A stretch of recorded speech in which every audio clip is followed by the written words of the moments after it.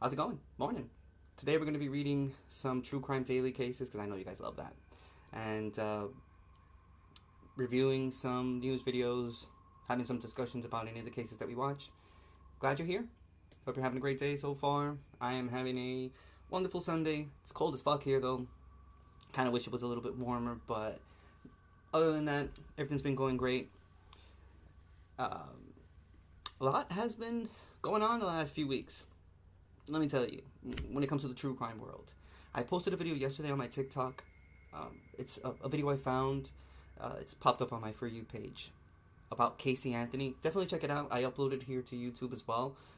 Just check out the video section. It should be the last video uploaded.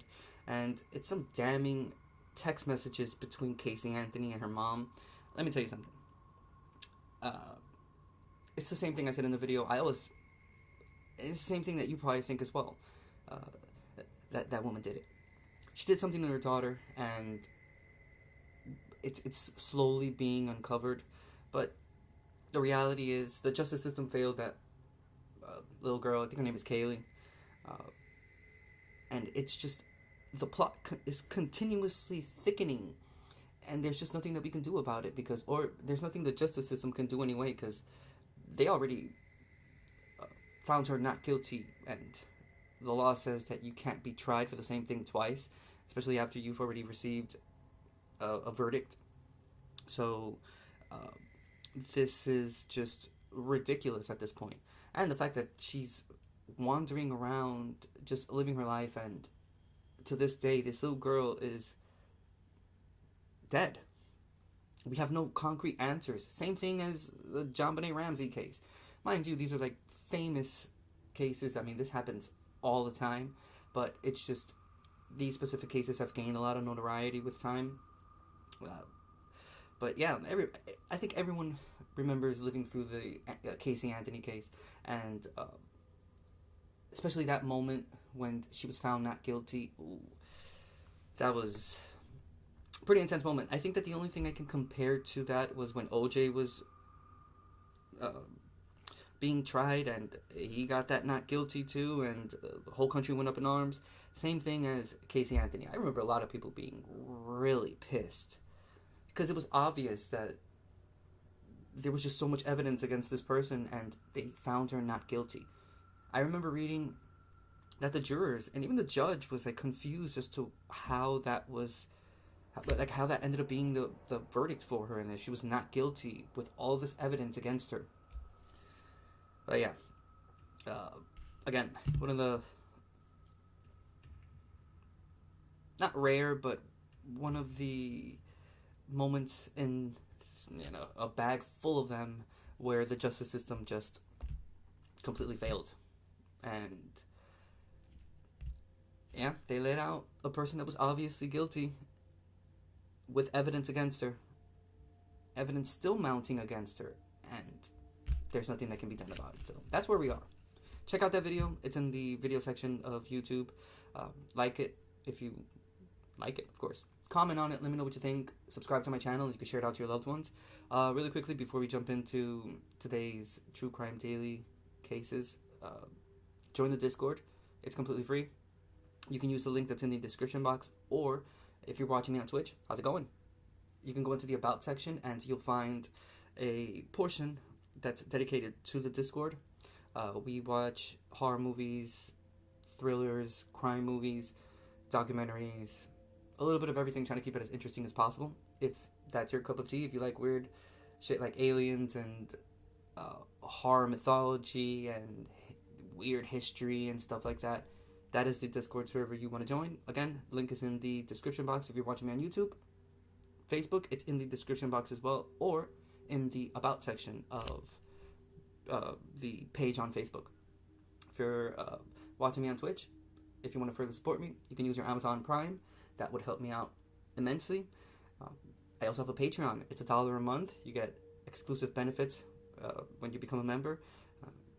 Twitch channel points, a chance to be a mod on Discord, audio versions of the episodes, a whole bunch of things.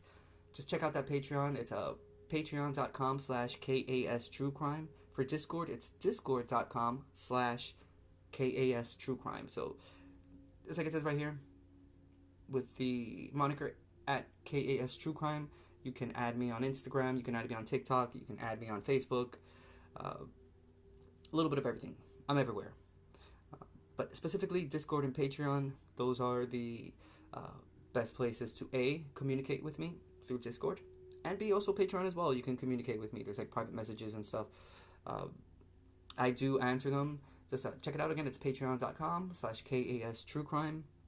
We're going to jump right into today's episode. I'm going to give a shout out to all of the subscribers and followers that I have up to this point. I really appreciate it. Your support and your opinions, and it's just everything in general just pushes me to want to improve this show a lot more. And, you know, everything I do on camera is for you. So it's greatly appreciated when the sentiment is reciprocated, whether it's negative or positive. You can find positive and negatives, and you can obviously find positives and positives. Right? So I appreciate that very, very much, and it means the world to me, especially being that I'm a small-time content creator, small-time streamer. The fact that there's even one person spending 1 second of their time, which is extremely precious and borrowed, and you're here listening to me read shit and want to have a discussion with me, whatever the case, means the world. I'm greatly appreciative of it, and here's to 2024. It's going to be a great year. This channel is going to grow a whole bunch. I'm putting a lot more emphasis into it, into my other channel, Coffee, the News, and Us as well, because I want to be able to do other things that are not true crime. I mean, I love the true crime topic. I'm a fanatic, but I'm also interested in so many other things. That's the beauty of life. It's not only one thing you're interested in, there's just a sea of them, and I'm greatly interested in science, space, knowledge, history, mythology. It's my cup of tea. So if it's your cup of tea, check out my other channels as well. You can check out the King Angel Show. We do reviews of music videos, movie trailers, fun facts, a little bit of everything. And my other channel is Coffee, the News, and Us, which is still, it only has 2 videos on the channel right now. I will slowly start adding all the other ones because I have a plethora of them saved on my hard drive. I probably have a good 35 episodes of Coffee, the News, and Us, probably 2.5 hours each, and they all contain just different articles and fun things that we read. I want to upload that and have it there for you guys so that you guys can enjoy it. So if you go to the home section on YouTube, you'll be able to see both recommended channels. Just drop a subscribe on them. Let me know what you think. Comment on them. I'm always in the mood to improve. That's the whole point, and I want to do better and provide better entertainment for you so that this community can grow. And eventually my whole goal is to be able to have that Discord filled with people just talking all the time, watching movies with a whole bunch of people, documentary, just chatting, conversing, doing what human beings do the best, and it's getting to know each other through conversation and engagement. That's fucking fascinating if you really think about it, and it distinguishes us from all of the other animals in the world. So why not take advantage of that? Join the Discord. Again, it's discord.com/KAS True Crime. It's free. All you have to do is create an account, and that's about it. As soon as you go in, I'll create an event link, and we'll watch some stuff together. The last thing we saw was the Ken and Barbie Killers, the Lost Murder Tapes. It's about that couple back in the 80s that pretty damn horrible. Killed 3 minors, one of them being the sister, and they were just so fucked up in the head that they put in the coffin of the little sister of the lady of the couple. They put a picture of their wedding invitation and a picture of them both. Mind you, they were the ones that killed her. Pretty sick stuff. Watched all 4 episodes, and it was pretty great. Gets lonely sometimes, but with your help, it's going to get a whole lot better. So again, discord.com/KAS True Crime. If you're listening to the audio version of this, that means that you're a Patreon member. I greatly appreciate it. Thank you very much. Your support means the world to me. And it's $1 a month. So if you want to take advantage of that, patreon.com/KAS True Crime. I think that's about it. Oh, I have been taking some data analyst courses, improving on my experience as a director and manager for uh, companies and whatnot, and it's been pretty great.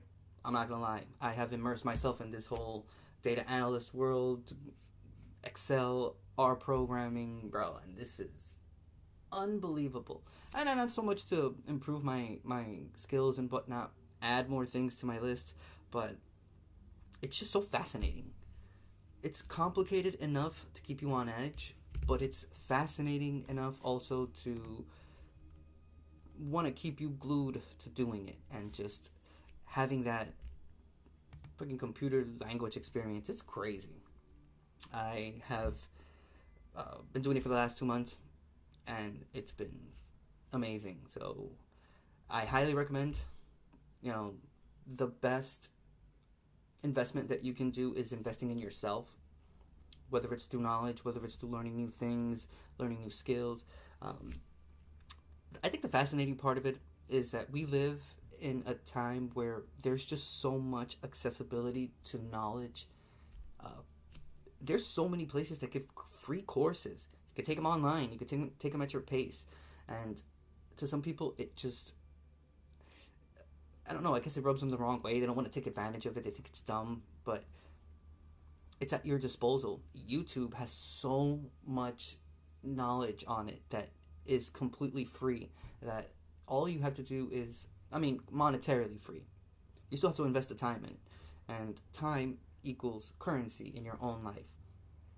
So the time that you invest in it, obviously you're not going to get that time back, but you're learning something new and you're improving, and it feels pretty great.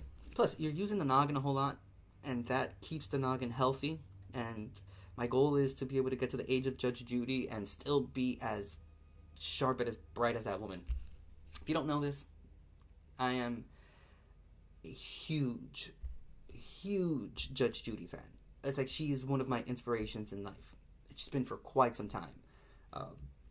Mind you, this woman is worth, what is it, $500 million revenue, nothing but net, decade after decade.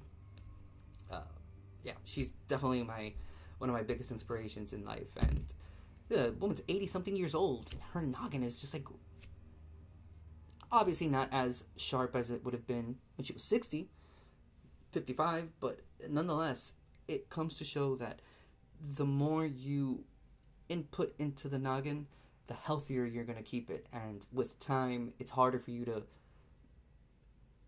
harder, I say, not that it's impossible, but it's a lot harder for you to get like dementia and Alzheimer's and whatnot. You can still get it. It's not a given, even if you spent all your time reading and whatnot, but it's a lot harder for it to happen, and there's data behind it. The more people use their noggin, the more people, read and learn new things and think and whatnot, it reduces the chances of that happening. And dude, Judge Judy is a fine example of that, let me tell you. So yeah, if you didn't know that, now you know.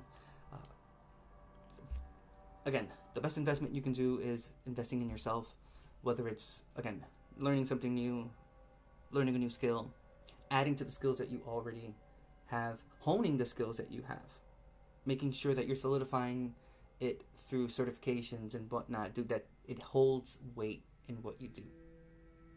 And at the end of the day, you can also ask for more money when looking for a job, when you're starting a new company, or if you have an existing company, you're adding new things to it that could result in higher pay. I mean, it's not done with that. And, it's not only to make more money. That comes with the knowledge, if you play your cards right. But investing time in yourself and investing time in growing as a person, intellectually or skill-wise, is extremely beneficial. And there's just so many positives to it. So I highly recommend. I've again been taking all of these intense Excel and R programming classes to be a data analyst. I love data. The accumulation of data and cleaning it up, and that whole game is just so fascinating to me. But just wanted to give you a small little update. Hopefully this week I will get a second interview for a position that I've been wanting. I have 2 lined up. one of them pays a lot more than the other, but I'm just looking forward to using the skills that I have up until this point, plus all the ones that I've learned and solidified, and dude, just making a whole bunch of money off of it. I'm also slowly starting a business as well. My wife and I trying to put together all the skills that we have. Dude, she's an incredibly smart person, like beyond what I could ever even fathom being. She's a fucking genius. And why would you not want to start a company with someone that smart? It's a given. And she's just so talented, and she just like coding and programming and like JavaScript and all this stuff, and I feel smaller, I guess, next to her, because it's just that I'm not as smart as she is. Like, I'm not gonna put myself down, but I understand that there are people that are way smarter than I am, and yeah, she's one of them. So yeah, shout out to wifey for being a brain, dude. It's crazy. Also pushes me to want to improve a whole lot more, because I want to be at her level.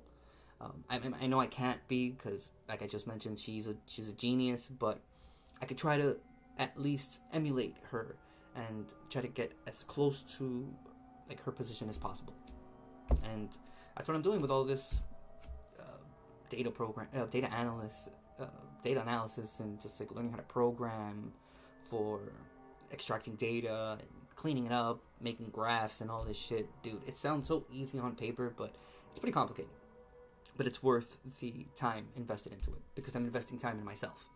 And again, I'll say it one more time, it's just no better investment than the one that you do for yourself, for your own personal growth, for your own improvement in life. Because at the end of the day, it's all you got. You only get one chance at this.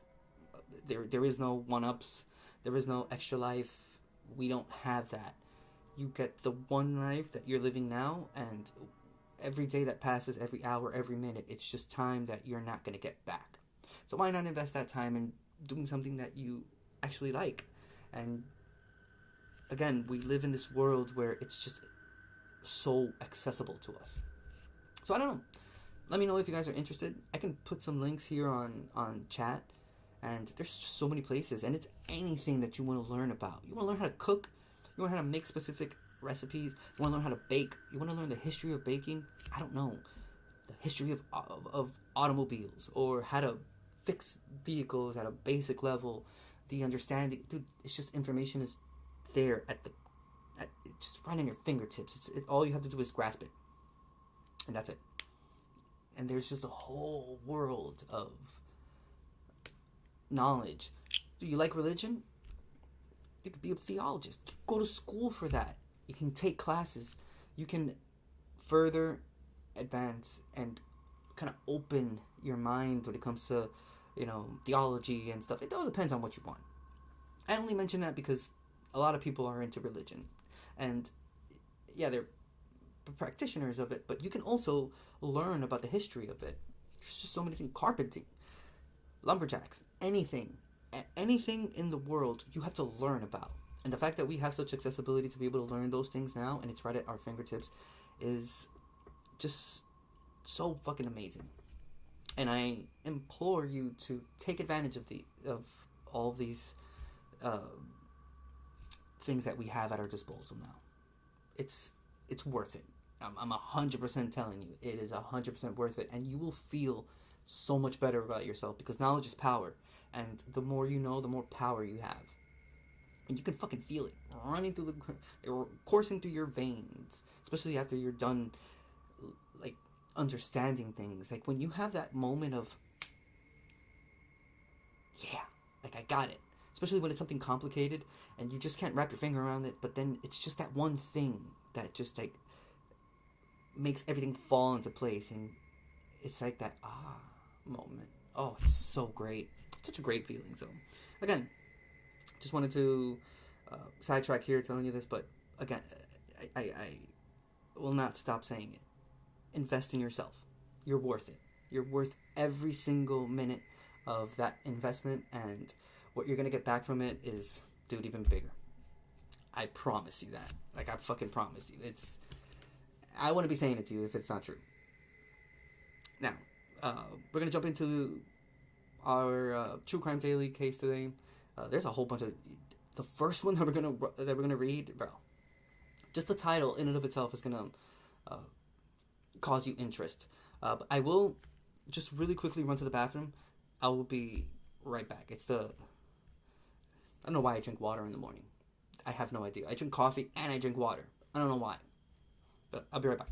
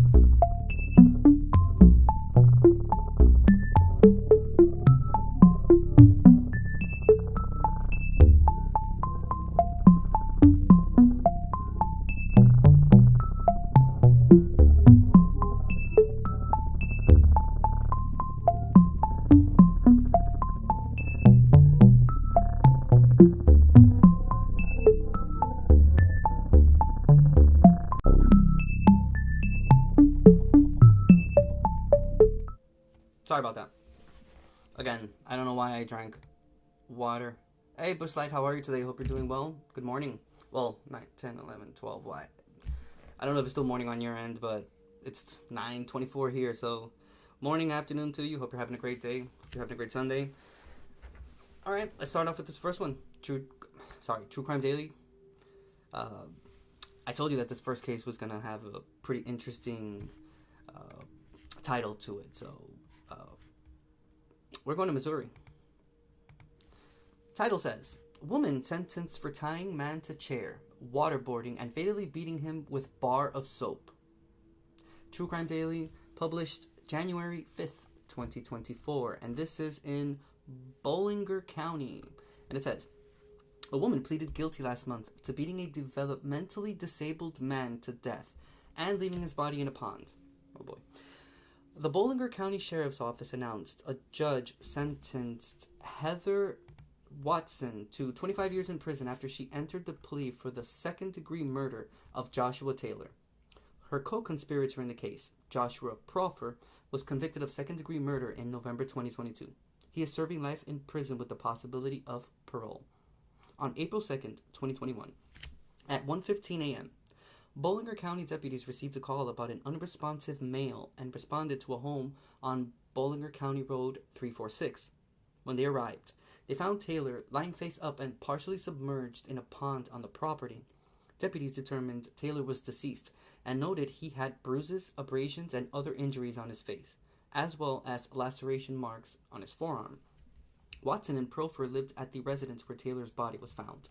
A witness reportedly told investigators Watson and Proffer tied Taylor to a chair in their home, and Watson started beating him with her fists and a bar of soap that she placed in a sock. The sheriff's office said Watson put a towel over Taylor's face, then continuously poured water on it. Proffer reportedly was present for the assault and was giving instructions to Heather Watson on how to carry out the assault. After determining Taylor was dead, Profer and Watson moved his body to the pond. The two were arrested at the time for first-degree murder. Wow. They tortured him. That's just complete and utter torture right there. It reminds me of that other case we read a few weeks ago about the 3 guys that mistakenly kidnapped the wrong person and waterboarded this guy just because they had made the mistake. I mean, wow. It takes a lot to torture someone. Also, shout out to True Crime Daily for updating their website, and now they have everything in a darker color as opposed to before that it was completely like a white background and it just got a little too bright. But now, dude, they added this black background to it. It looks phenomenal, even a little bit more eerie. So shout out to this website for doing this. Also, just taking into consideration that they put a soap inside of a sock and they beat the shit out of this person with that. A disabled man. Wow. This article doesn't have a news video attached to it, but only has a Bolingbrook County Sheriff's Office, whatever information they posted, which is same information that this website uses to create their articles. So we'll move on to the next one, but wow. Put a towel over Taylor's face and then continuously poured water on it. Damn. It's not like a Chinese water torture. I don't know. Alright, moving on to the next one. I told you this first one was going to be pretty interesting. We're going to Maryland. Title says, Maryland man accused of killing missing friend whose remains have not been found. True Crime Daily, published January 1st, 2024. And this is in Fort Washington. And it says, police arrested a 23-year-old man this week on suspicion of killing his 20-year-old friend, who went missing nearly 9 months ago. According to a news release from the Prince George's County Police Department, on April 15th, 2023, officers went to Damien Myers' home on the 1200 block of Neville Lane after family members reported him missing. The relatives told police they last saw Myers leaving their residence on April 14th, 2023, seeking a ride from his friend, Parish Good. Detectives opened a missing persons investigation and obtained evidence suggesting Myers had been fatally shot inside Good's vehicle. However, investigators have not yet found Myers' remains. Detectives obtained an arrest warrant for Good on December 21st and took him into custody on December 27th. According to police, during his arrest, Good admitted to shooting Myers and disposing of his body in the Fort Washington area. Investigators are still looking into a possible motive. Good was charged with first and second degree murder and related charges. He remains held without bond. Wow, so much for being a friend with friends like this. Who needs friends, huh? Better be alone. This one also doesn't have a news video attached to it. Only has the Prince George's County Police Department's news release. But yeah, I mean, the hell you need friends for? Might as well just stay alone if this is going to be the type of friends that you're going to have, or people that surround you. I mention it a lot here. You never know who's next to you.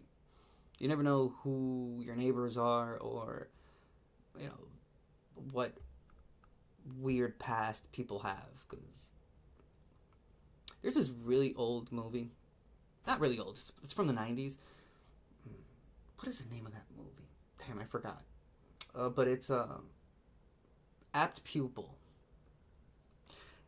In that movie, Apt Pupil, it's a young fellow. I'm guessing he's still in school, but he discovers that his neighbor is a NIZI.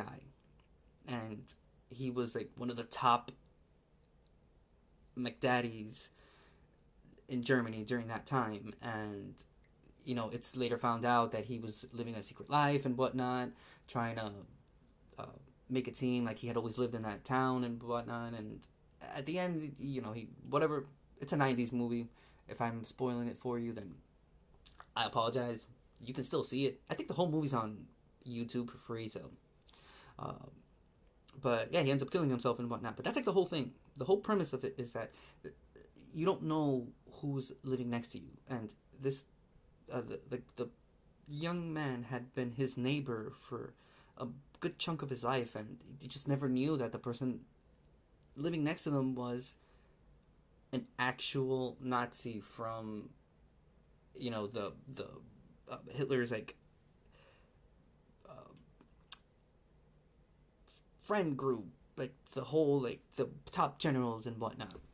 Crazy. Really good movie. Really good movie. I highly recommend. Only reason why I mention it is, again, because you don't really know who's surrounding you. You don't know who's next to you. And this is a clear example, this case of a supposed friend that just killed his friend. Like, man was seeking a ride. And little did he know that was going to end up being his last one. Yikes. I hope this person gets life in prison. I mean, they were charged with first and second degree murder, and he's being held without bond. So hopefully that goes through and he's not released ever. Alrighty, moving on to the next one. I remember the VHS that we talked about today. Look up Leonard Lake tapes. Alright. Once I'm done with this portion of True Crime Daily, I'm going to look that up real quick. I'm going to read about it because I think that's extremely interesting. And I still have that other one we were talking about yesterday open as well there, so I'm definitely going to be checking that out. I saw half of the documentary that you mentioned, Bushlight. Apparently it's an audio version that's free on YouTube, so I while I cooked, I listened to probably like half of it, and yeah, pretty good. I appreciate you sharing that info with me. I'm probably gonna listen to the other half now when I start cooking once this episode's done, because it was extremely interesting. Thank you so much. Oh yeah, we're definitely gonna read a bit about that. It's cool because I can read about it and I can also like chop that portion of the video and upload it to YouTube, so it's a win-win. The fact that you're even here and spending some time with me means the world to me, and the fact that you're suggesting a case for me to read, boom, it's a win-win. Again, I get to read it, I get to enjoy it with you guys, and I also get to chop it up and post it on YouTube and social media and whatnot, so win-win. So again, once I'm done with this portion of True Crime Daily, reading all these cases, we'll jump into the Leonard Lake tapes. Even the name itself sounds eerie and interesting. Alright, I'd love for you guys to come right here to California. Title says, father sentenced for torturing and killing 11-year-old son whose body was found in storage bin. True Crime Daily, published January 5th, 2024. And this is in Placerville. A judge sentenced a father to the maximum possible punishment for killing his 11-year-old child in 2020 and leaving the child's body in a storage bin in their basement. On January 4th, Jordan Piper was given 15 years to life in prison in connection with the death of his son, Roman Lopez, the El Dorado County District Attorney's Office announced. He pleaded guilty to second-degree murder in October and is already serving a 15-year sentence in federal prison for sexual exploitation of a child in an unrelated case. Lopez's stepmother, Lindsay Piper, reported Lopez missing on January 11th, 2020. According to the district attorney's office, there were 7 additional children in the family home, ranging in age from 1 to 17 years old, and they had recently moved to Placerville. That same day, officials found the boy's body in a storage bin in the basement of the home after a citywide search. Prosecutors said Lopez had no obvious trauma, but he was grossly malnourished and dehydrated. An autopsy showed the child weighed around 42 pounds at the time of his death, even though just 2 years earlier he weighed approximately 61 pounds.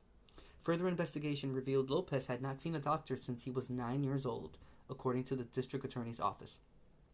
Leading up to his death, Lopez suffered physical abuse for years and had been restrained by being tied and zip-tied to his bed at night. The district attorney's office said friends and family members made impact statements during the sentencing hearing, including a friend of Lopez's biological mother, who died in 2021. Lopez's maternal grandparents reportedly addressed Piper stating, "Now you get to rot in your cell knowing that you killed your only son." Deputy District Attorney Jay Linden said it was one of the most emotional sentencing hearings of his 26-year career. The boy's stepmother, Lindsay Piper, was convicted of Lopez's second-degree murder in July and sentenced to 15 years to life in prison. El Dorado County District Attorney Vern Pearson said, "Justice has been served for Roman. Both his father and stepmother are now being held accountable for their incomprehensible cruelty, abuse, and death of their child, and will spend a very long time behind bars." Good. Yeah.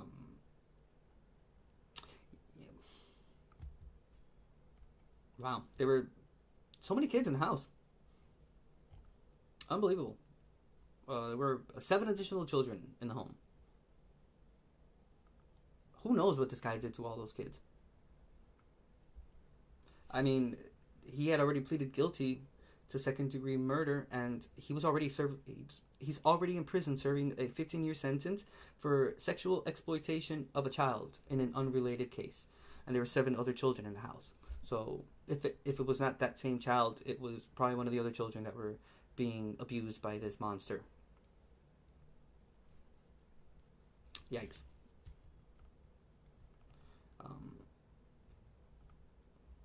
Mind you, there was only, I guess, one child that was his, because in the statement it says Lopez's maternal grandparents addressed Piper stating, "Now you get to rot in your cell knowing that you killed your only son." I know that that's his stepmother, but she was greatly involved as well. She's in prison too. Wow.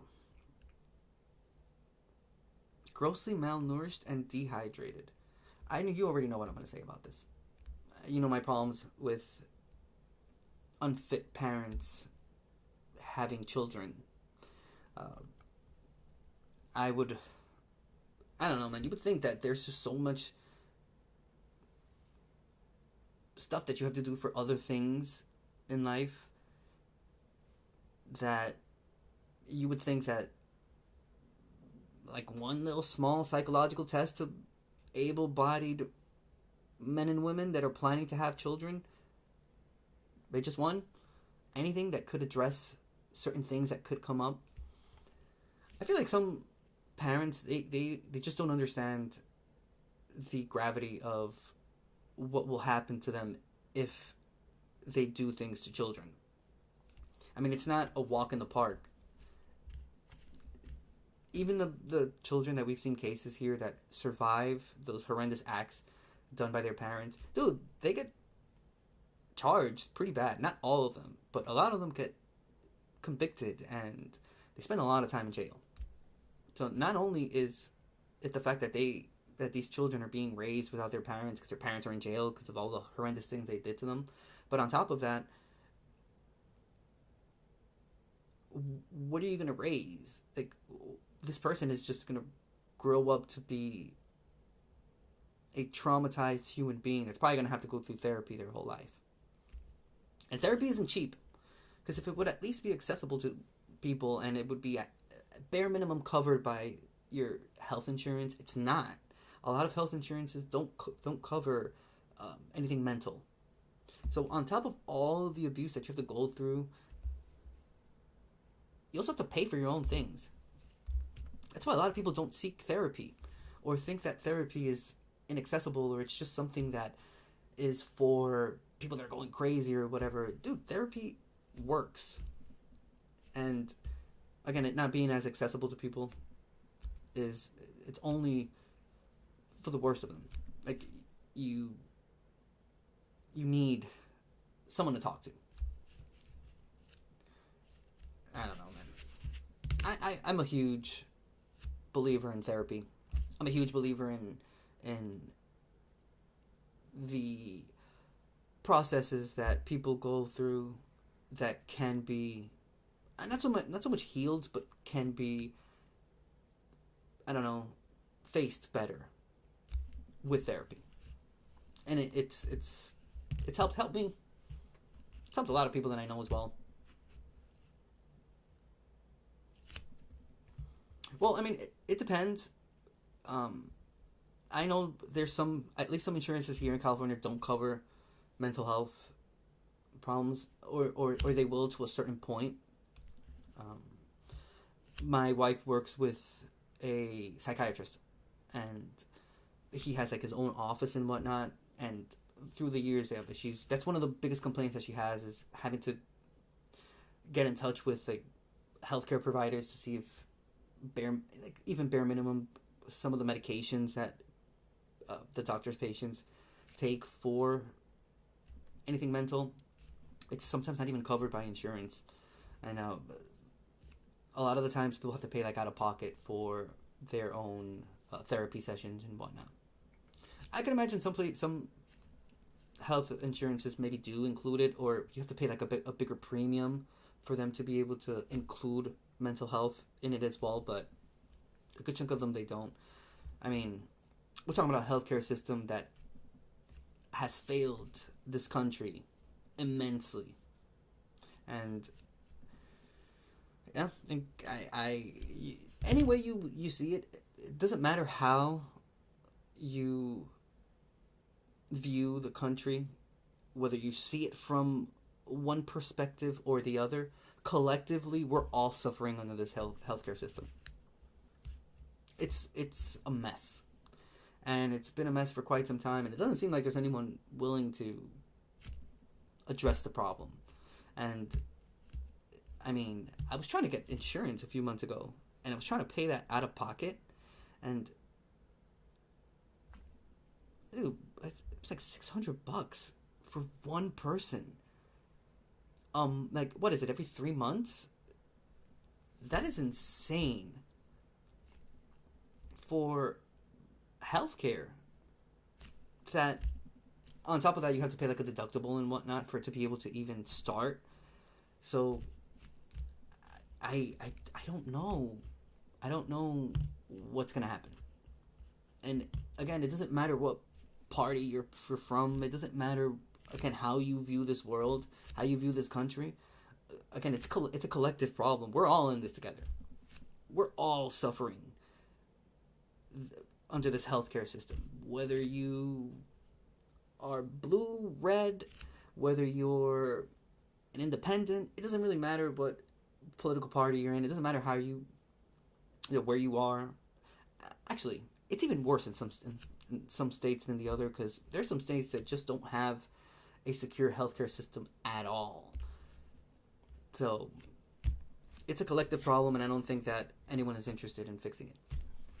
And we're just going to continue to suffer under this and paying these insane amount of money. Dude, I know someone that even with insurance, they were she was pregnant, and she was about to have her child, and dude, the hospital was charging her like $70,000 before insurance. With the insurance, she ended up paying like $10,000, but it's still $10,000 that's being charged to you. Some people don't make that amount of money here. They don't make that. It's minimum wage or whatever amount of money that you make, even depending on what state you're in. It's just not enough, and so many people depend on healthcare, and they depend on having insurance. And then when it's insane, because if you don't have it, you get taxed for it. But then you're making it extremely impossible for people to get help. If I go down this rabbit hole, I'll literally spend the whole episode talking about it, because there's just so many inconsistencies with the healthcare system, and there's so many people that are suffering. So many people that can't afford to purchase medication. A lot of people can't even afford to go to a doctor. That's where we are in this country, and I hate it. There's so many people. There's so many vets that come back from serving in the military, and they can't even get proper veteran care. And those are people that go out to fight for the country, risking it to go to another country without even knowing what they're getting themselves into. Not even knowing if you're going to return back home. And then if you do all that and you return back here, dude, you can't even get like proper veterans care. Some veteran affair offices, they're not even funded correctly. So not even you going to war and serving for your country, are you able to come back and get some sort of benefits? Dude, veterans can't even smoke cannabis to treat their PTSD. That is insane. They could lose their veteran. You could use like your vet benefits because of that. Even if the state that you're in, it's legal, veterans can't smoke cannabis like that, and that's like a bare minimum thing to try to treat PTSD if someone doesn't want to go on medications and whatnot, and they're not allowed to do it. I don't know, man. There's too many inconsistencies. There's too many things that need change, and I apologize for going down this rabbit hole. You pay $425. That's, you're paying probably like $1,200-$1,300 a month. In a lot of states, that's what people make in a month. Just imagine having to pay that. Like, you're paying almost your whole salary to healthcare. And depending on the on the insurance plan that you're on, if you're not paying for like a premium, again, you have to pay the deductible for the insurance to actually start. But if you don't have insurance, you get taxed for it at the end of the year.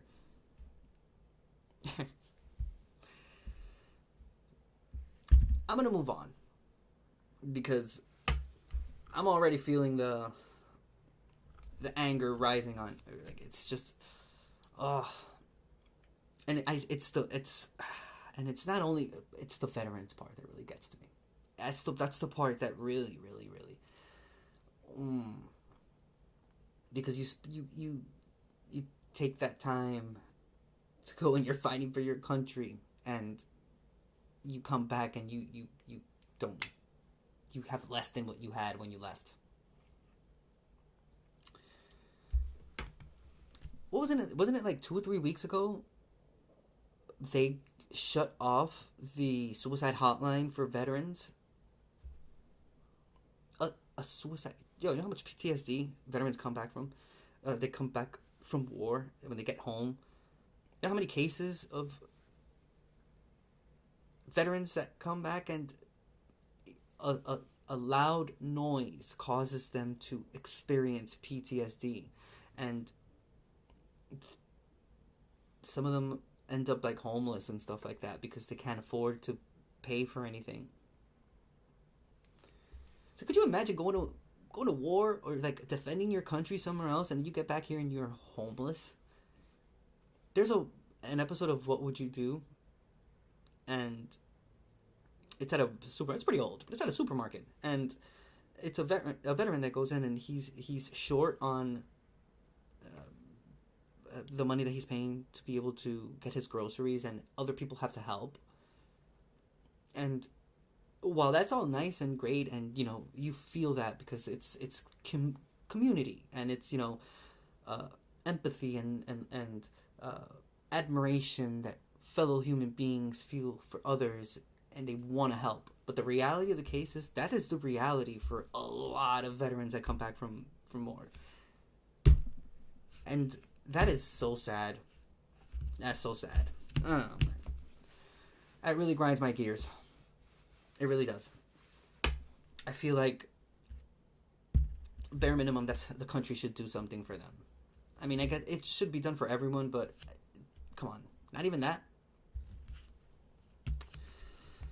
Whatever. All right, let's move on to the next case. I ranted there a little bit too much about that, but I don't like injustices. I just think it's completely unfair. Completely unfair. There was a program here. It was called Weed for Warriors. And it was an initiative to try to get the state of California to allow veterans to be able to use cannabis as a method of an alternative to these like heavy medications that have to do with PTSD and all this. And dude, the state said no. They struck it down. No, the initiative just went out the window. And there were so many places, like so many dispensaries that were willing to work with this association and try to get that to pass. And dude, They struck it down, and you would think here in a state where it's easily accessible to get, there's a dispensary a block and a half away from where I live. I can walk there.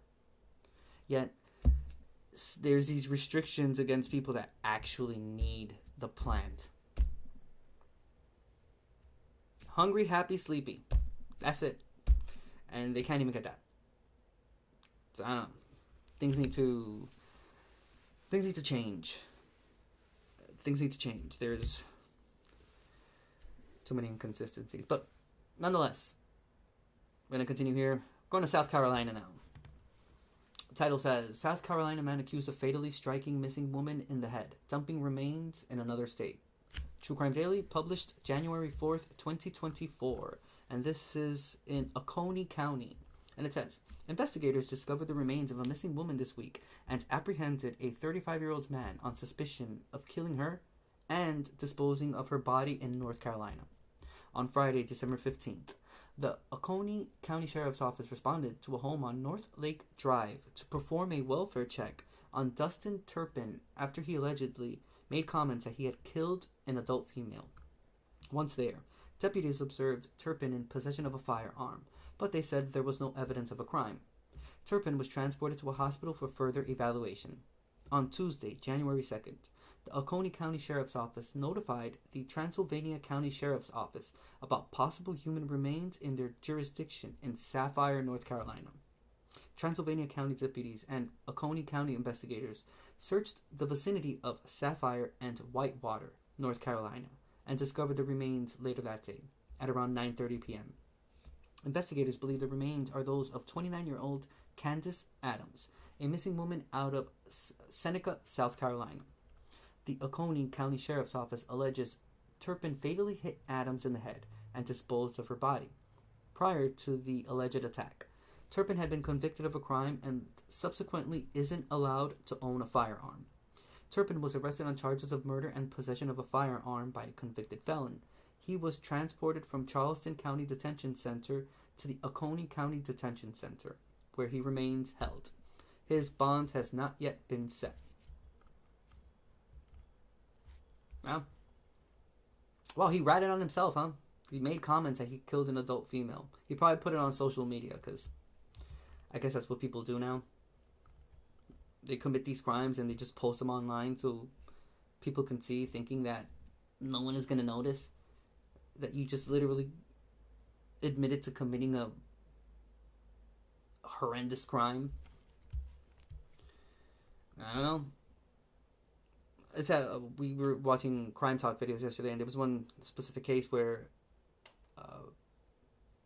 it was that the group of individuals, teens, that had killed the mentally disabled girl, and one of them flaunted the crime to someone completely unknown, and that person did what any of us conscious-minded people would have done, and they went right to the police and ratted on them. I feel like people say things and they don't understand that there's going to be people that are not going to take that. Like, I would rat on that person instantly. I would have called the police in front of them and let them know, with the person standing in front of me, so it would have been a lot easier for the cops to find them. Because that's not snitching. Snitching is for gangsters. Normal people in normal life, yeah, that's there. It's informing law enforcement of a crime that has been committed, and I would have done the same exact thing. And I'm pretty sure anyone that's watching this show or watches true crime would have probably done the same thing as well. Because Bill Burr says it very well. This isn't Dexter, and I would have 100% made sure that the cops would have found this person. Wow.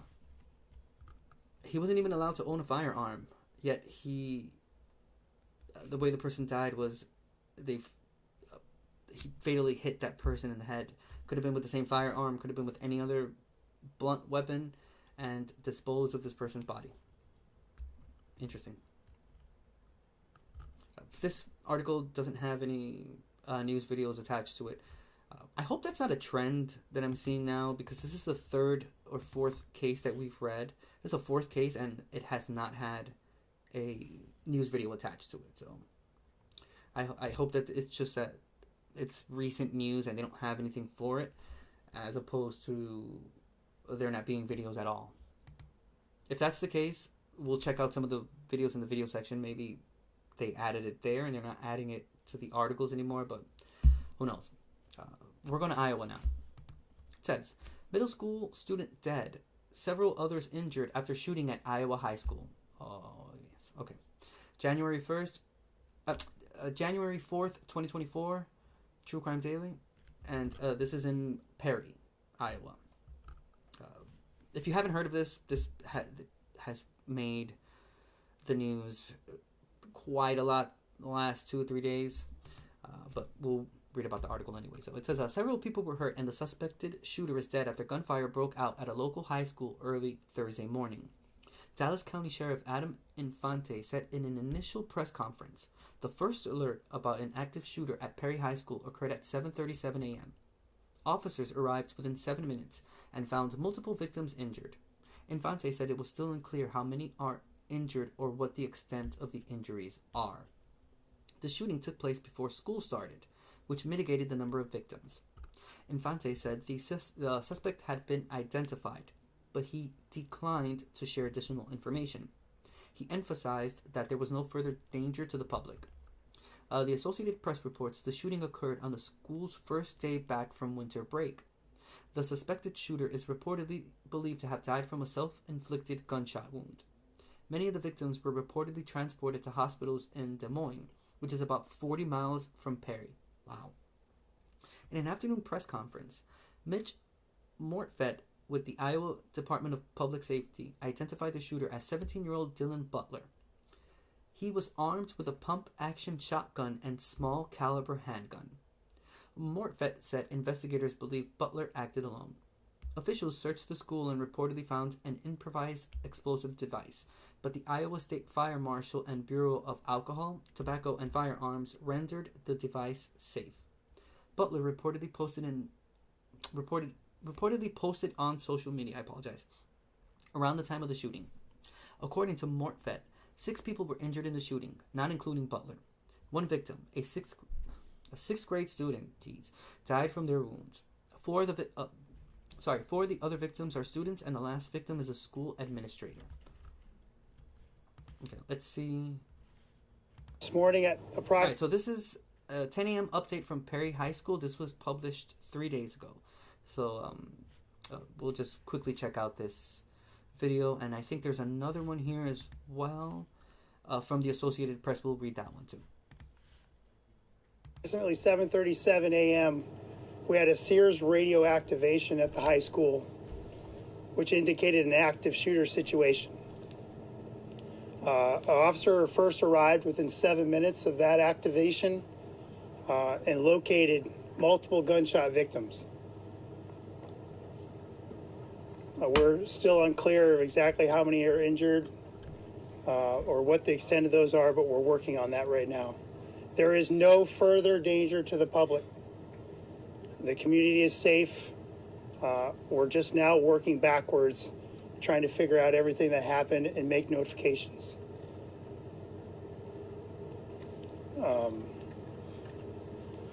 There'll be another update later on today.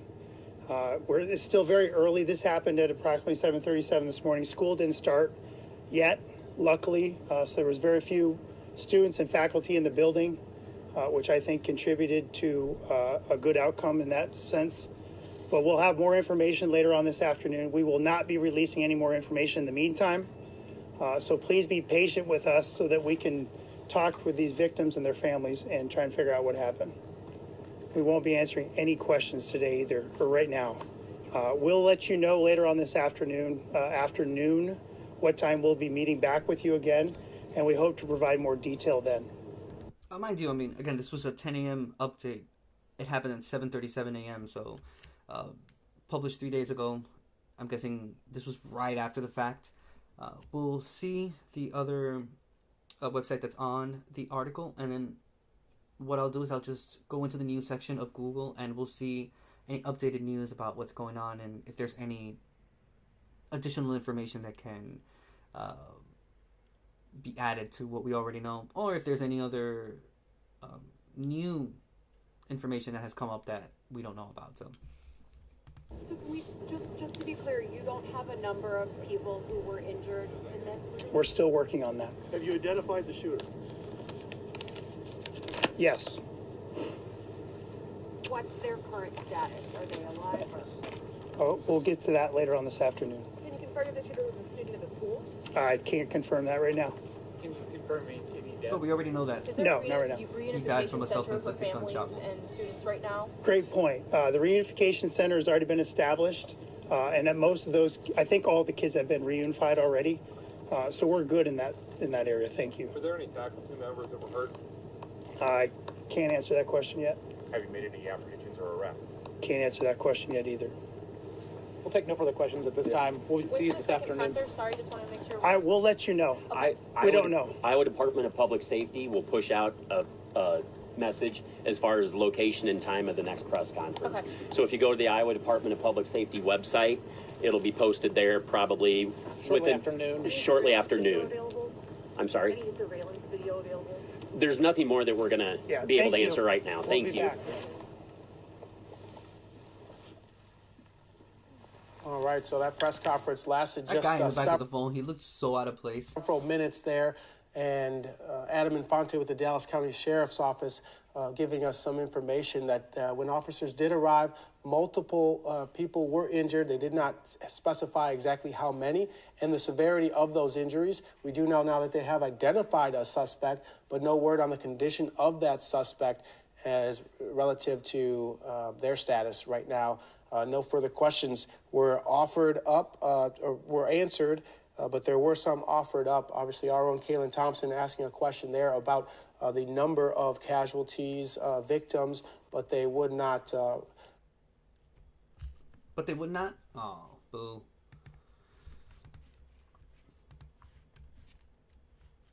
Okay, let's see if this has any other additional information. Oh, this is just like one of those videos that just has like the background music to it. Let's see, I could just read what it says. A lot of information that we probably already read, but this was published 3 days ago, so it's still the information that was shared that day. We'll watch this video real quick, and then I'll look for the news and see if we can get something a bit more updated. The shooter has been identified as 17-year-old Dylan Butler, a student at Perry High School. Butler was armed with a pump-action shotgun and a small caliber handgun. There are 6 victims, one of them who is deceased. That individual was a 6th grade student at Perry Middle School. The other 5 are being treated at area hospitals. 4 of the surviving surviving victims are students, and the 5th is a school administrator. He was a good person. He was hurting. He got tired. He got tired of the bullying. He got tired of the harassment. Was it a smart idea to shoot up the school? No. God, no. And I am mad at him for that. Lord knows I am mad at him for that. But do I think he should have taken his own life? No. He was the kindest person ever. He was there for us when we needed him. And we tried to be there when he needed us, which clearly we weren't there for him enough.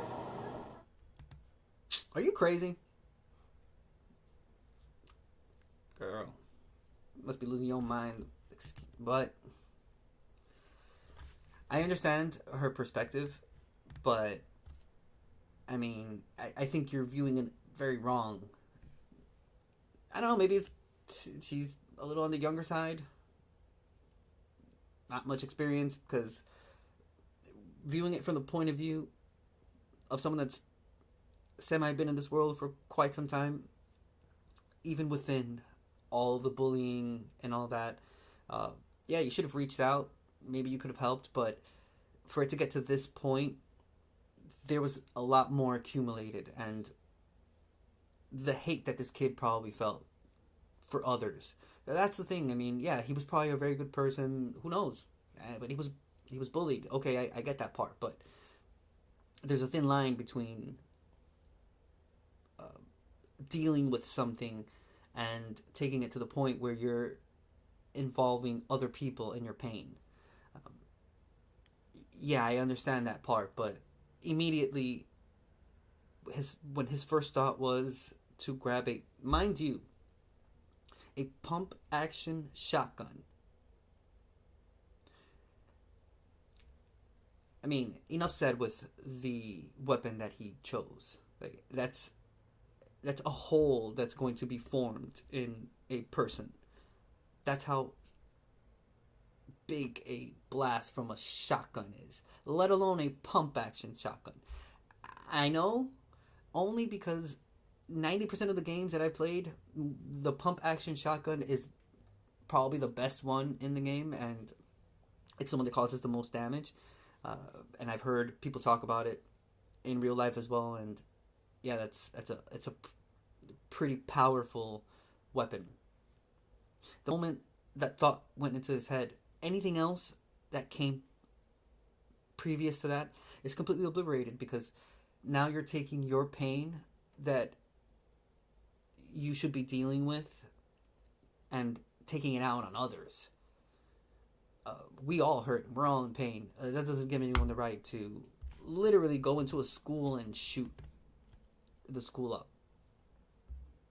Or any other given situation where it's happened to disgruntled employees that go into workplaces because they can't accept the fact that they were fired, or they no longer work there, or whatever the case.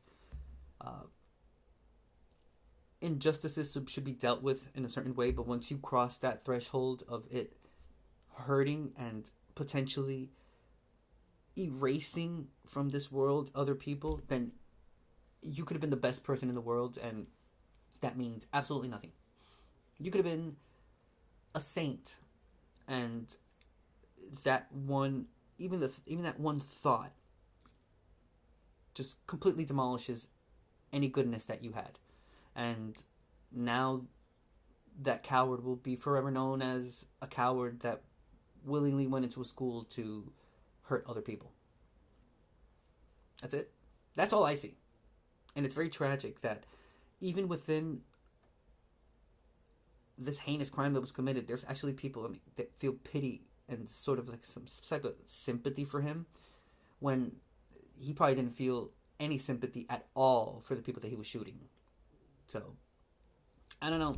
I feel like we're living in a twisted world where right is wrong and wrong is right. And I think that social media has made it to the point where people think that their opinions and the things that they think is the reality of it, when it's not.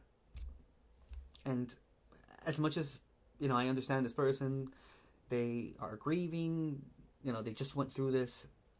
I don't know if it's the initial shock that made her say that, but it doesn't matter if he was a good person before that, because the crime that he committed and what he did to others makes it that it has no weight over anything. So I don't know. Again, maybe it's the shock. Maybe it's they are inexperienced human beings. They're still growing up. They don't know much about life. The world is completely different than how we saw the world, how I saw the world growing up. I remember Columbine. Like, I remember everything that came with it. I remember the court cases. I remember the Eminem and Marilyn Manson being involved in that shit for some strange reason. They were blaming music and blaming music videos for it. They were trying to reach and grasp, because no one understood. It was such a big thing that had happened that they were just trying to get some sort of reasoning out of everything. But now, after the fact that we have like school shootings in big numbers every single year, yeah, no, it's horrible in and of itself, but there is no justification for it. There's just no justification for it at all. So I don't know. Maybe this person will see these videos when they're older, and they'll regret saying that. And I understand. Again, they saw this person every day. Person was probably good person and was just bullied and misunderstood, but you can only be misunderstood up until a certain point before you switch roles and you become the villain. That's exactly what happened here. Very sad. Again, just more reasons for people to have to seek therapy for a good chunk of their life. Wow, popped up automatically. Alright, I am not going to read anything that has to do with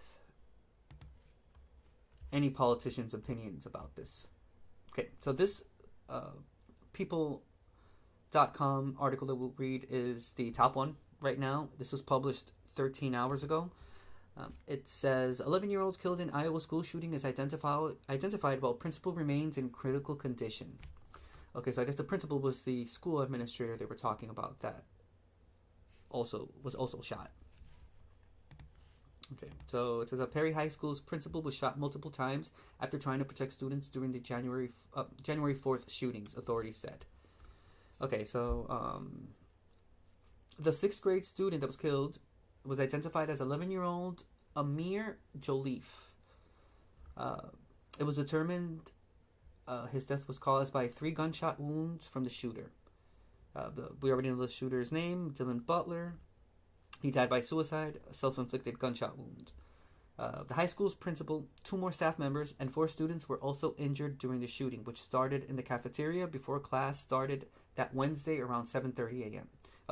Law enforcement received the call at 7:37 a.m. So 7 minutes had passed before when the initial shooting started to when officers responded. Authorities had previously reported 5 injured people aside from the deceased, but that number has since been increased to 7 people who received wounds or injuries of varying degree. Yeesh. The investigation thus far confirms Principal Marburger acted selflessly and placed himself in harm's way in an apparent effort to protect his students. At the time, Principal Marburger and 2 students remain hospitalized. The remaining have been treated and released. Let's see. They're continuing their investigation. Investigators have seized large volumes of digital and social media evidence that will take time to review. Background investigations as well as eyewitness accounts and victim interviews are continuing. Wow.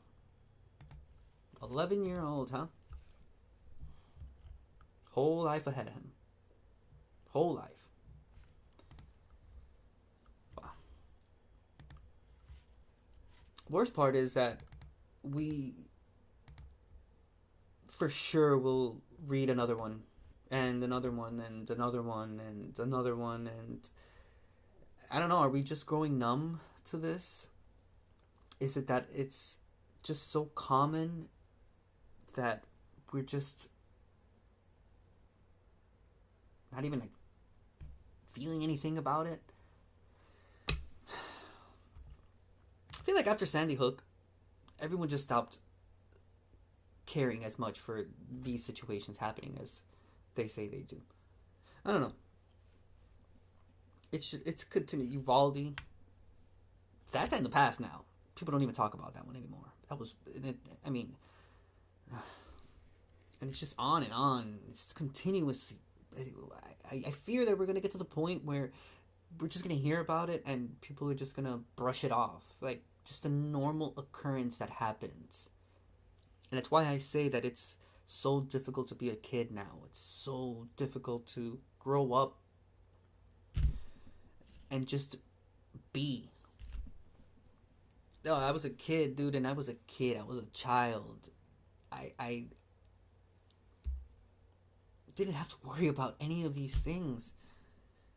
And now, as a parent, well, not me, I'm not a parent, but a parent, like parents in and of itself, dude, you have to worry about so many things. You have to check lists. Check off things when sending your child to different places, to schools. You can't even send your kid to school anymore without the thought in the back of your head that, damn, could this be the last day I see my child? Can't even go to a movie theater. Can't go to a concert. The places where shootings have occurred, mass shootings, if you put them down on paper, we have hardly anything left at this point where there has not been a shooting. There was a shooting in a club. How many shootings have there never been in clubs at this point? Shootings at festivals. Shootings. Oh, it was a Las Vegas one. Remember that one? Yeah, remember that one? A few years ago? It's a memory at this point. Because there has been so much that has happened since then. Telling you, man, we're not going in a good direction. We're not going in a good direction. Things drastically need to change, or dude, we're gonna lose as human beings. I mean, we're already losing. Going to Ohio. Title says, Ohio man indicted for allegedly fatally beating man and leaving his body in a toolbox. Right. True Crime Daily published January 3rd, 2024, and this is in Trotwood. And it says, a 29-year-old man pleaded not guilty to killing a missing 62-year-old man and leaving his body in a toolbox near his home. In December, the Montgomery County Prosecuting Attorney's Office announced a grand jury returned an indictment against Nicholas Swisher for 1 count each of murder, felonious assault, kidnapping, tampering with evidence, and gross abuse of a corpse in connection with the death of John Mullins. Court records show Swisher entered the not guilty plea on December 29th. Mullins was reported missing to Trotwood police on September 25th, 2022, after he had not been seen for several days. Detectives located his body stuffed inside a truck toolbox behind the home on Midway Avenue 4 days later. The autopsy showed Mullins died from multiple blunt force trauma injuries. According to the affidavit cited by the Dayton Daily News, Swisher allegedly lured Mullins to his home, then hit, kicked, and stomped on him. The affidavit says he then bound him with rope and duct tape before causing his death by beating. Nicholas then wrapped Mullins' body, put him in a toolbox, and disposed of him in the woods. Mullins was likely killed between September 22nd and September 29th, 2022. Investigators later identified Swisher as a suspect and said he was arrested in Georgia on drug charges.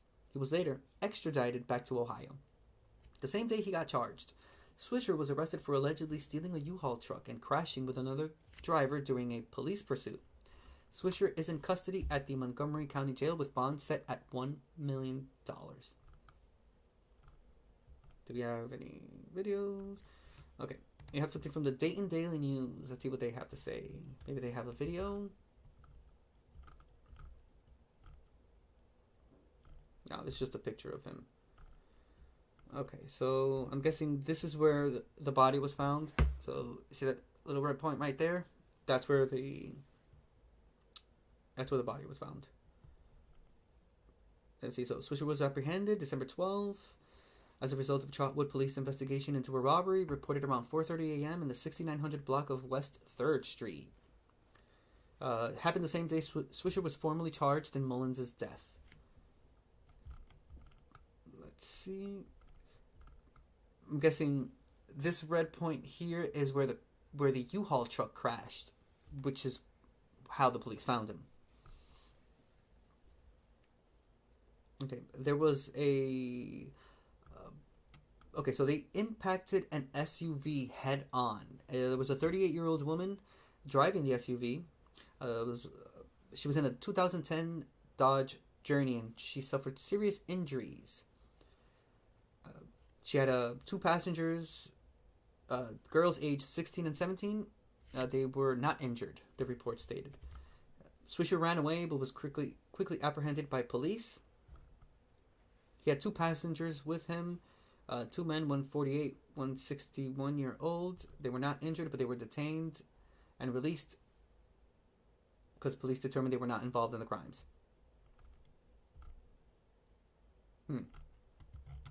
Or so they say. Albeit, they did release them, so I guess the police were not able to connect them to the murder. Okay, so we went through all of the top ones here, which are like the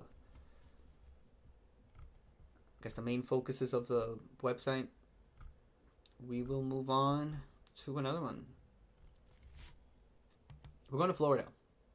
Title says, Florida man allegedly traveled to Ohio to pick up underage girlfriend he met playing World of Warcraft.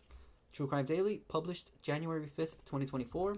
And this is in Dunellen. And it says, a 31-year-old man was arrested on several charges for allegedly traveling to Ohio to pick up his underage girlfriend, driving her to Florida, and planning to hide her until they could get married.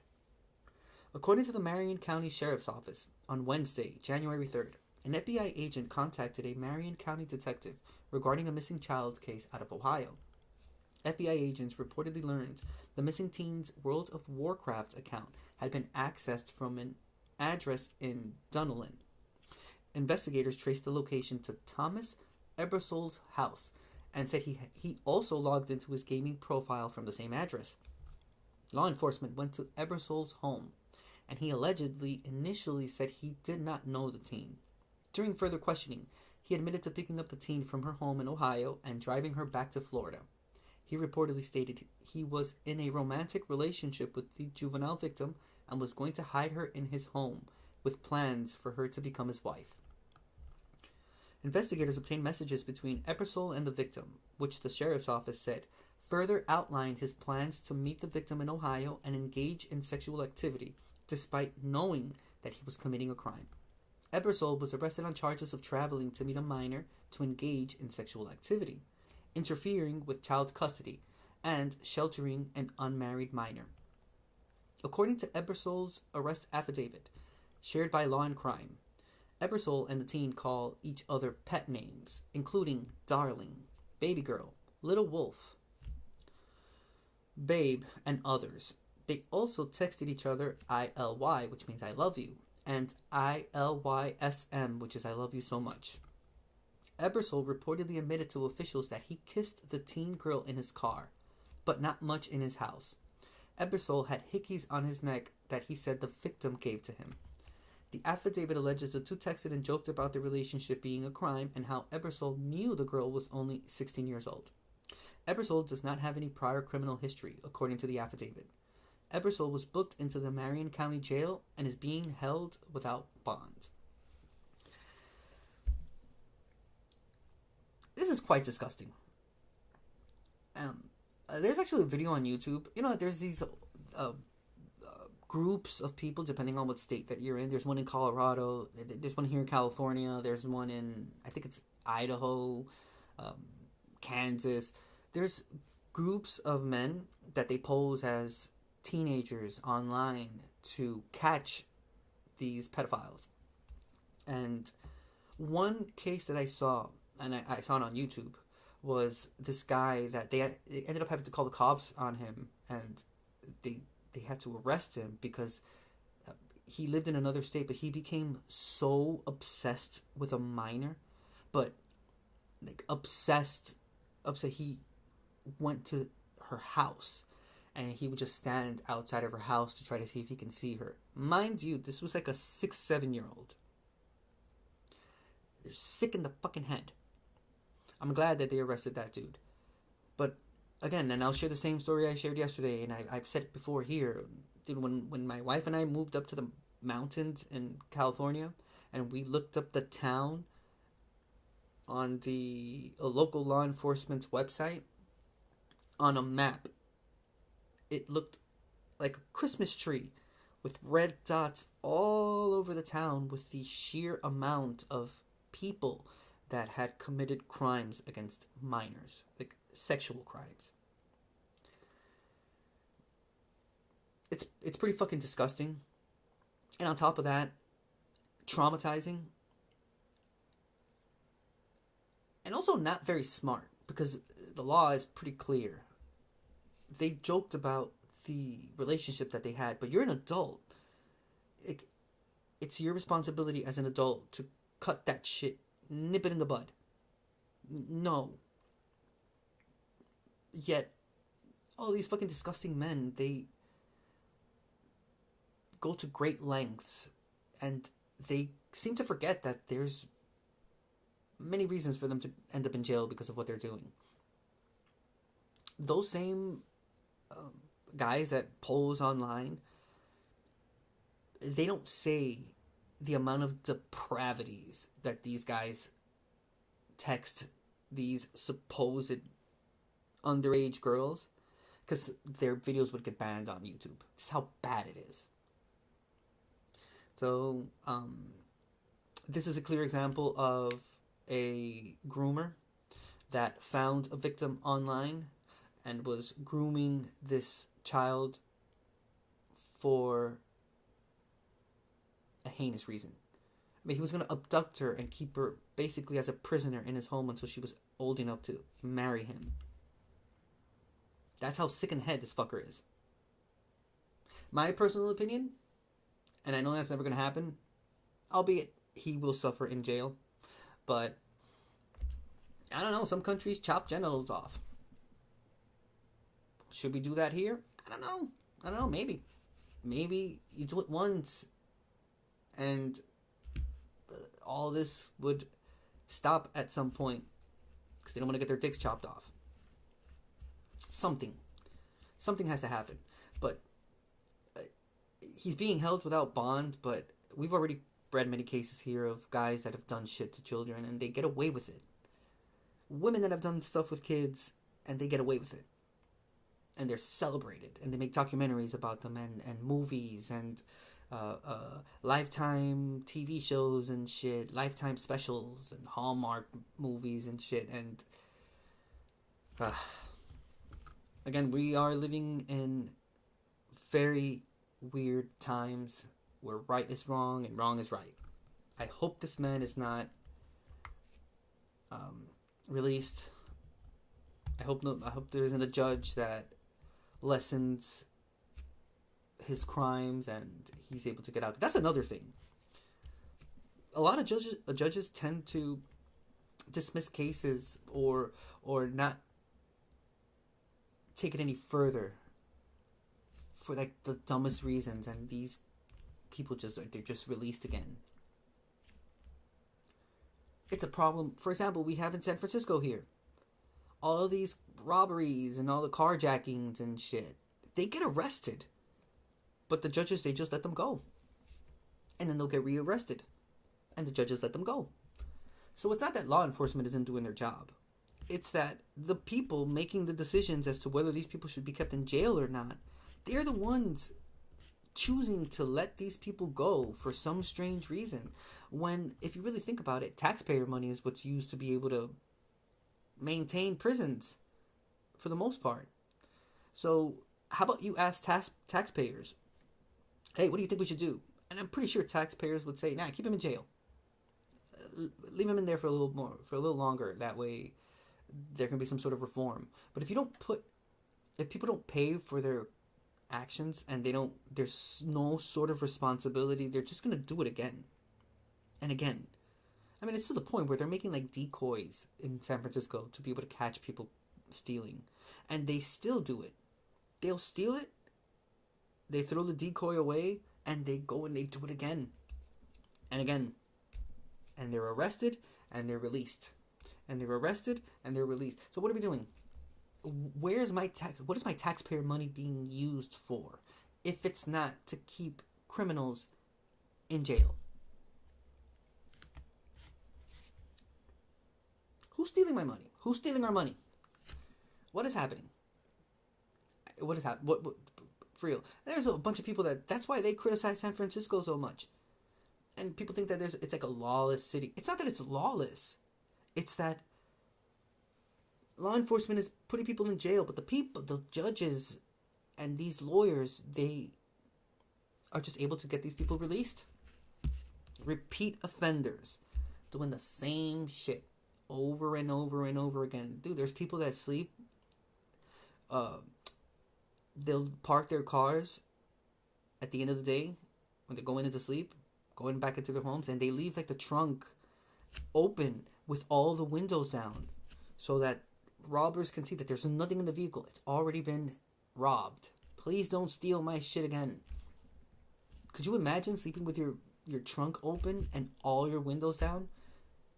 Because in a normal circumstance, you would say, wow, you could get robbed like that. And you have to do it because you don't want to get robbed because you've already been robbed so many times.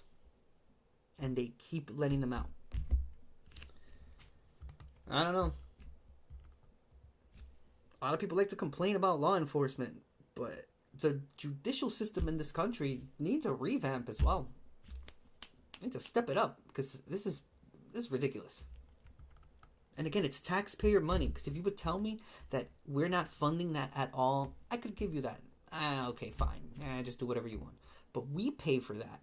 You tax me pretty much a whole lot. Income tax, sales tax, taxes at the end of the year, all that shit. It's money that's going to the government. Money that's going to in my state, California, depending on what state you're in, the taxes you're paying are going to the government. And what are they doing with this money? What are they doing? Have you seen the roads? Again, there's no sidewalks around here. To walk in my neighborhood, I have to look up to the sky and ask for a chance. Please let me live this. Please don't let me get hit by a car. And that's how I walk around the neighborhood. Because they couldn't even invest in making sidewalks for people. You know, let alone using taxpayer money to keep criminals in jail. Yet there's people sitting in prisons for a joint and sitting in prison for selling a dime bag of cannabis. All right. Speaking of California, let's go to San Diego. Title says, 81-year-old San Diego woman who had been missing for 9 years is found dead in freezer. True Crime Daily, published January 5th, 2024, and this is in San Diego. Some out-of-town visitors made a tragic discovery last month when an elderly woman's body was found inside a chest freezer in the city's Allied Gardens neighborhood. On Friday, December 22nd, at 11:45 a.m., San Diego Police Department officers were called to a home on the 4900 block of Zion Avenue for a death investigation. Police said some relatives who did not live in the area were at the residence and located a body in the freezer. The San Diego Police Department Homicide Unit was brought in to investigate due to the unusual location of the body. The medical examiner conducted an autopsy and identified the woman as 81-year-old Mary Margaret Haxby Jones. Investigators said she lived at the Zion Avenue home at some point prior to the discovery of her body. According to San Diego police, there is a possibility Haxby Jones could have been either missing or dead for up to 9 years. Police said Haxby Jones's cause of death remains undetermined, but there did not appear to be any signs of traumatic injury. However, the case is still being investigated as a suspicious death. Okay, we have no news video for this case. Dad, could you imagine? Coming out of nowhere, you're just there enjoying your vacation and you find yourself opening a freezer and you find someone that's been missing for 9 years. A few months ago, we read a case about a woman that had gone into a house to rob, and she ended up having to call the cops because she found a dead body in the a mummified body at that point in the shower, just like laying there in the bathtub. Had been there for quite some time. Rigor mortis had already kicked in, and the body was mummified but heavily decomposed. It's just there. And coincidentally, this woman went into the house to rob the place, and yeah, she ended up making the discovery of her life. I wonder if she was charged for robbing. I don't remember them specifying anything in the article about that, but that would be quite horrible if you went in to rob some place and you ended up calling the cops because of what you found and you end up in jail because of it. Yikes. All right, we're going to New Jersey. Title says, Muslim leader dies after getting shot outside of a New Jersey mosque. True Crime Daily, published January 5th, 2024. And this is in Newark. And it says, a Muslim leader died this week after he was mortally wounded in a shooting outside his mosque in the early hours of the morning. According to the Newark Department of Public Safety, Hassan Sharif, an imam at the Masjid Muhammad Network Mosque, was shot outside the building on Wednesday, January 3rd at 6:15 a.m. Police say they do not believe the shooting was motivated by bias or domestic terrorism. Essex County prosecuting Attorney Theodore Stevens II said in a news conference Sharif was shot more than once and immediately transported to University Hospital, where he later died from his injuries. Stevens said the motive for the heinous and dastardly shooting remains unclear. Law enforcement officials are putting up a $25,000 reward for information related to the shooting. The Council on American Islamic Relations and the New Jersey chapter of the Council are also offering a $10,000 reward. The Council said Sharif was shot as he prepared to lead morning prayers at the mosque. NorthJersey.com reports Sharif was held up at gunpoint over the summer, but he reportedly managed to wrestle the gun away from the perpetrator, and the suspect ran. New Jersey Governor Phil Murphy said in a statement following the shooting, at a time when the Muslim community is concerned by an increase of bias, incidents, and crimes, I want to assure the Muslim community and people of all faiths that we will do everything in our power to keep all residents safe, especially in or near our houses of worship. How could law enforcement in one breath say that it was not, they believe it was not motivated by bias or domestic terrorism, and then in the other sentence, in the same breath, they say that the motive for the heinous and dastardly shooting remains unclear. You don't know. You're just saying shit, but you don't actually know. But what if it is racially motivated? Listen, do we not remember what happened after 9/11? Are we not seeing what has been happening since October? The rise in anti-Semitism and the rise in anti-Islam, anti-Muslim. It's pretty severe. I mean, the Jewish community has already been going through this shit for quite some time. Ever since 2001, the Muslim community here has been going through this for quite some time. How many shootings at mosques have not happened? There was an act of terrorism done at a mosque a few years ago. He went into, there was two different ones. One was a mosque and the other one was a church where there were black people in there and they were all praying, and the person just shot him up. To just discard any sort of bias that could have led to that, you are just completely erasing any sort of improvements that we could make from that point, any sort of discussions that can be had about the problems that are happening in this country. But for you to just literally just say, oh no, I don't think this is racially motivated, there's a lot in it that you're just discarding. And as investigators, you shouldn't just brush something away because it's not convenient or it may not seem like it. It could have well been that, could have well not been. But there's a lot of motives right now for it to be racially motivated. Unfortunately. Dude, this world's pretty racist. Fortunately, there's a lot of racist people in this country. There's a lot of racist people everywhere. But I live in this country and there's a lot of racist people here. There's a lot of people with empathy. There's a lot of people that don't fuck with that. There's a lot of people and places where and it doesn't matter what state you're in. This isn't politically motivated.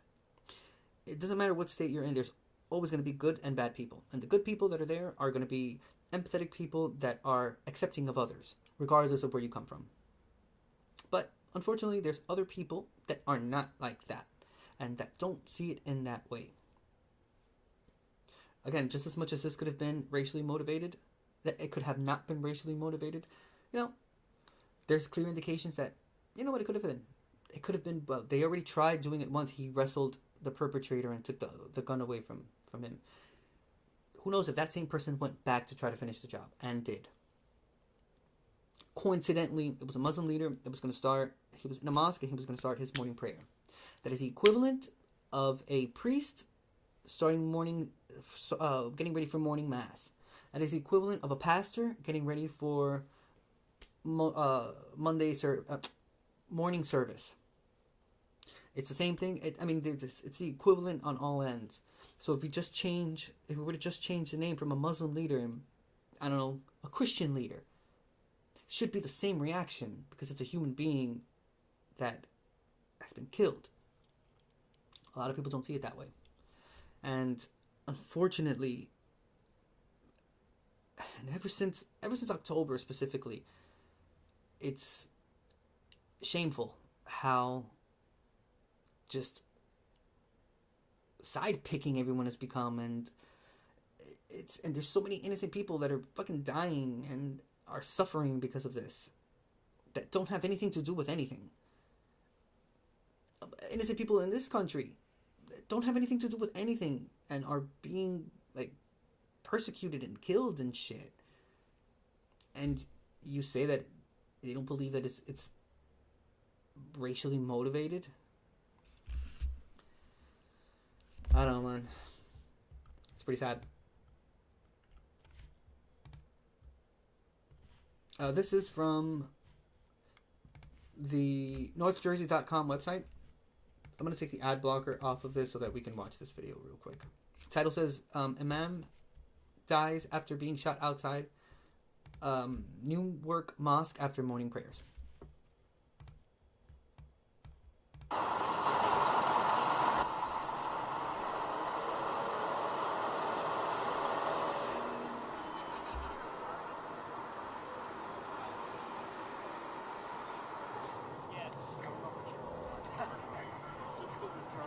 Rather short video. It's only 19 seconds, just showing the mosque on the outside.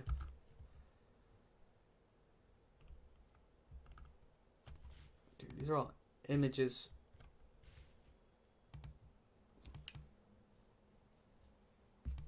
These are all people standing outside of the mosque, grieving the killing of a leader. Could have been a leader in the community. It seems like a lot of people knew who he was.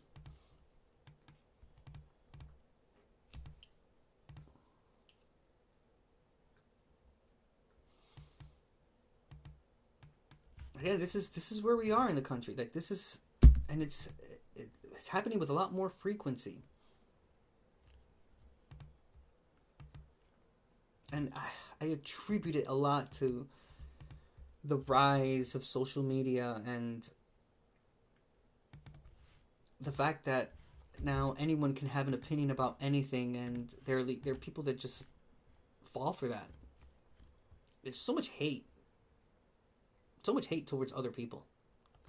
When this life is so short, you don't really have another shot at this, and you're gonna waste your time hating other people because of their race. I don't know, man. I personally think it's so petty, and I don't know, man. There's just enough problems in the world to have to worry about another individual. I don't understand about how someone else looks or whatever, man. This is where we are in this country, in the world in general, but I live here, so this is where we are in this country. Let's check out this next one. We're going to New Mexico. Title says, trio accused of kidnapping, beating, and killing Sunni tribe member in a remote New Mexico location. True Crime Daily, published January 5th, 2024. And it says, this is in McKinley County. And it says, 3 Navajo Nation members face charges after allegedly kidnapping and killing a Sunni man with a ligature in Indian country in 2020.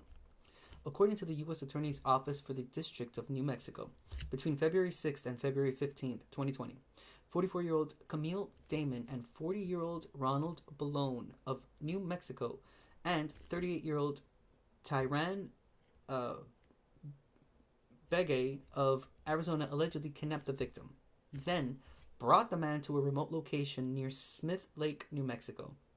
The victim was restrained, beaten, and strangled with a ligature. The U.S. Attorney's Office only identified the victim as John Doe. The indictment alleges Damon, Balone, and Begay restrained John Doe, then killed him willfully, deliberately, maliciously, and with premeditation by beating and strangulation. The suspects reportedly kidnapped John Doe for some purpose and benefit, which was not disclosed by officials. On Thursday, January 4th, the U.S. Attorney's Office said Damon, Ballone, and Begay appeared in federal court, and they were charged with first-degree murder and kidnapping resulting in death. Begay remains in custody pending a trial, which has not yet been set. Damon and Ballone were remanded to temporary custody pending their detention hearing, which was set for Friday, January 5th. The 3 suspects face life in prison if convicted. No video here either. Crazy. Just to be honest, I'm a bit confused. A thing used for tying or binding someone tightly, but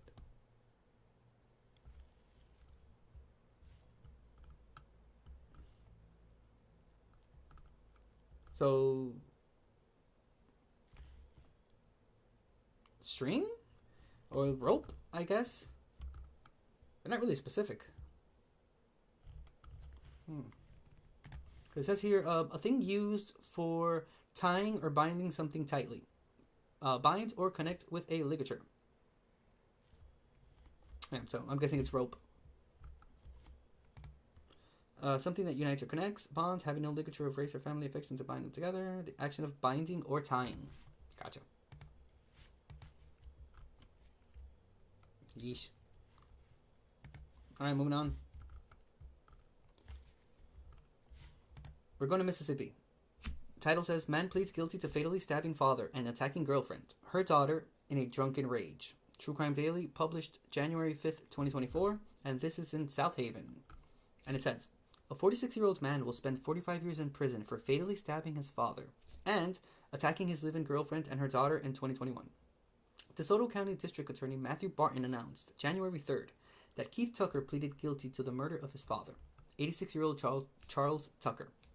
A judge subsequently handed down the sentence following the plea. According to the South Haven Police Department, on Sunday, September 5th, 2021, shortly before 8 a.m., officers responded to the 8300 block of Cedar Crest Drive in reference to a stabbing.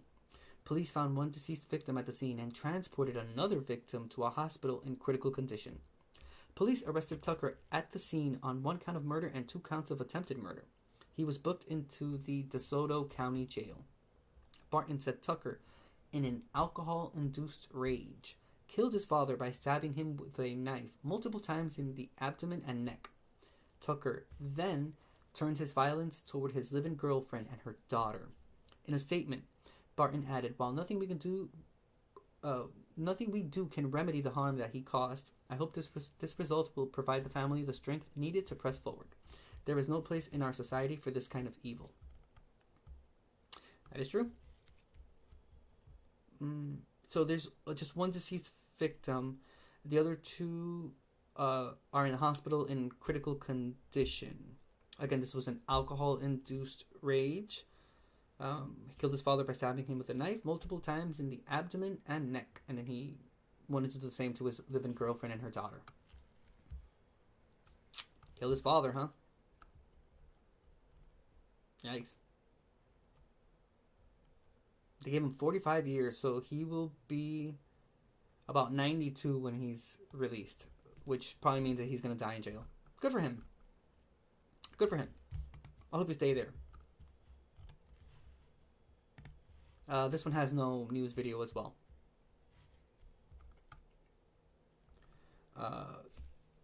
For this one, that one from San Antonio that we see right here, we talked about that case yesterday. We were watching the Crime Talk videos. This is in regards to the young 22-year-old and his girlfriend, 18-year-old, that she was pregnant. Turns out that they used to sell drugs and whatnot. Something happened, got caught up in a drug deal gone wrong, and these 2 are the ones that are responsible for it.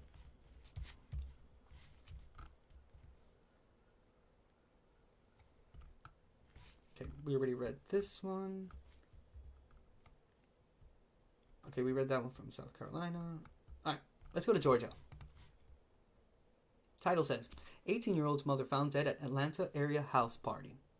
True Crime Daily, published January 4th, 2024. And it says, in Grayson, Police recently released the identity of an 18-year-old mother who was found shot to death at a house party last month.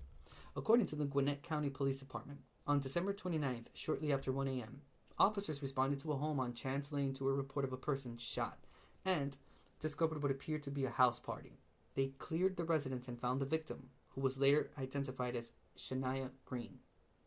Officers told WANF-TV Green suffered an apparent gunshot wound to the head area. Green, who reportedly turned 18 years old in November, was discovered on the back patio of the home. Green's aunt, Sade Long, wrote on a GoFundMe page that Green was hit by a stray bullet while enjoying herself at a house party down the road from her home. Long described Green as a wonderful daughter, mother, sister, granddaughter, and niece who touched the lives of everyone around her, who was navigating life with grace, compassion, and kindness. She leaves behind a 7-month-old son. Police have not named any suspects. The investigation is ongoing.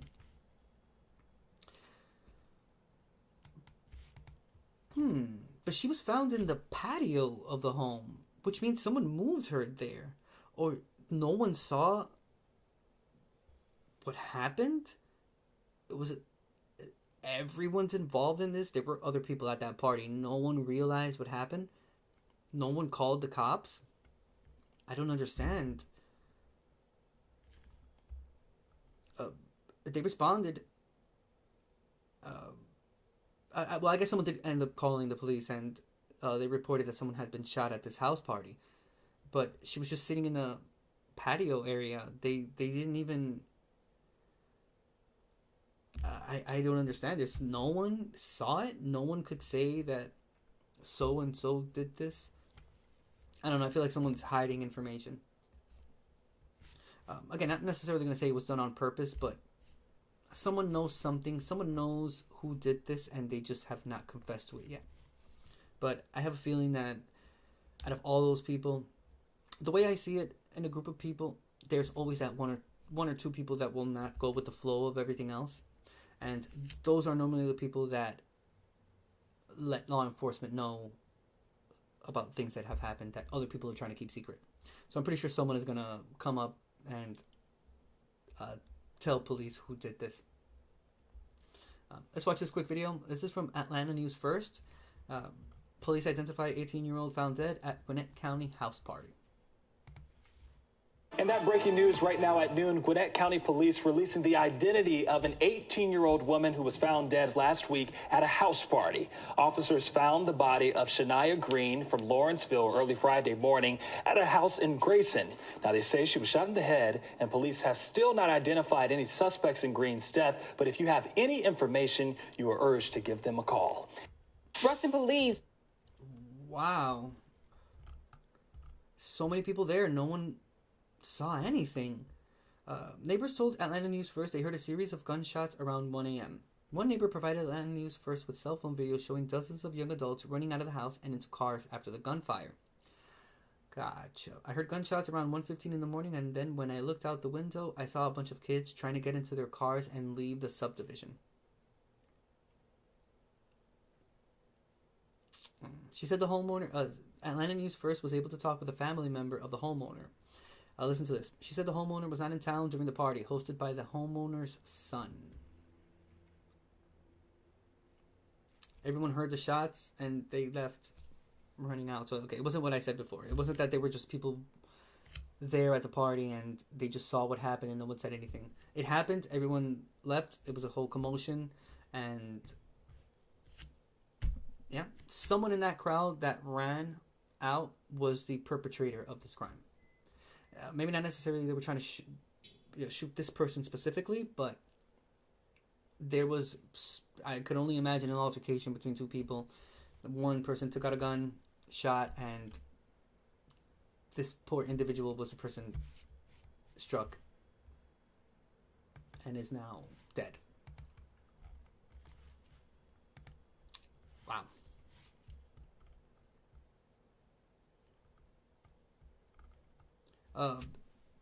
That also case with you see the two kids there. That's a case, the Colorado Springs case. She was apprehended in the UK. We read about that yesterday, so check out the Crime Talk review videos that I did, reviewing of Crime Talk videos. I'll post it today. that case should be part of it as well, because we talked about it yesterday. There was a explanation given as to sort of how she ended up leaving the state, because the murders happened in Colorado and she boarded a plane and ended up in the UK. Mind you, she killed the 2 kids out of spite because she wanted to get back at her husband, who had just won a custody case. Mind you, not a full custody case. They were going to split 50-50. He was entitled to have time with his kids because he's a father that wanted to be involved in his kids' life. And she just couldn't take it. And she took out her anger and her hate towards her ex-husband on his kids, because she knew that would have been the biggest pain that she could have ever caused this person. So she killed them both. Killed them both and then ran and ended up in the UK. Yeah, that's basically the whole case in a nutshell. That's why. He legally won a court case for custody, 50-50 custody with his kids. What was it? A day or two before the first time that he was going to be able to officially spend time with his children. She committed this crime. She killed him. Cold-bloodedly. And now this man is going to have to live... Fuck her. I don't give a shit about her. But Alice man who was trying to be there for his kids will now live his whole life with pain that he will never be able to get over. Not one, both kids. Both of them. And you can see in the picture there, look at those kids. Both of them. That fucking monster of a woman. Listen, just as bad as it's for men in prison when they are charged with things that have to do with kids, it's just as bad for women as well. It's just as bad as for women. Let me tell you. All the women that are in jail, they don't take that shit lightly. And they will attack this woman. Oh, she will pay. Just as much as a guy in prison will have to call someone daddy, this woman is going to have to call someone mommy in prison. Because it'll be that bad. Especially the fact that the case has gained such notoriety and everyone's talking about it. I've seen it all across TikTok. She's going to suffer. And I'm quite glad that that's going to happen. I wish that man some sort of comfort in the midst of everything, because yeah, bad enough that he had to go through the whole custody hearing and go through that whole process, which is already horrible as it is. Then on top of that, what you consider the most precious in your life is stripped away from you with no chance of ever getting it back. I don't know what I would do. To be 100% real with you, I don't know what I would do. I don't know what my course of action would be after that. I don't know. Me personally, and this is just my own personal opinion, I don't think I would be able to take something like that. I would probably off myself. I probably would, just because I wouldn't be able to live with that pain. Hell no. There's no possible way. But that's just me. We're going to Louisiana. Title says, Louisiana man allegedly killed girlfriend's son while he tried to stop him from hurting his mom. True Crime Daily, published January 3rd, 2024, and this is in Lake Charles. And it says, deputies arrested a 47-year-old man this week on suspicion of killing his girlfriend's son and their family dog. On Monday, January 1st, at around 4:30 a.m., the Calcasieu Parish Sheriff's Office received a report of a woman at a local hospital suffering from severe injuries. Investigators learned the woman's boyfriend, Derek Rayborn, allegedly killed her son and a dog at their home off Highway 90 East. The woman reportedly told deputies she escaped the residence and went to the hospital for medical care. The sheriff's office responded to the home and found 26-year-old Eric Bosley and the dog dead at the scene with apparent gunshot wounds. Deputies allege Rayborn also caused the woman's injuries. Calcasieu Parish Sheriff's Office deputy Stitch Gilroy told KPLC TV that during a domestic dispute, the son tried to defend his mom, and that's how he ended up as a victim. Guillory also said the woman's injuries to her face are beyond recognition, adding, "It's unbelievable that one human being could do this to another human being." The sheriff's office found Rayborn at the hospital as he was trying to locate his girlfriend. Officials arrested Rayborn and booked him into the Calcasieu Correctional Center on charges of second-degree murder, attempted second-degree murder, domestic abuse causing serious bodily injury, aggravated cruelty to animals, interfering with emergency communication, possession or carrying of a firearm by a person convicted of certain felonies, and illegal use of weapon during a crime of violence. His bond was set at $2,375,000. As of January 2nd, the woman remains hospitalized with critical injuries. Prior to the incident, Rayborn was reportedly convicted of 5 felonies and went to prison. The investigation is ongoing. Wow. Little man was trying to defend his mom. Shout out to little man. Doing better than what your daddy did, huh? Wow. Oh, sorry. He's not even the child's father. I apologize for that. It's his girlfriend's son and their family dog. So this child, this kid was just... Oh no, he's sorry. The sheriff's office took him home and found 26-year-old. I'm saying he's not a child. 26-year-old man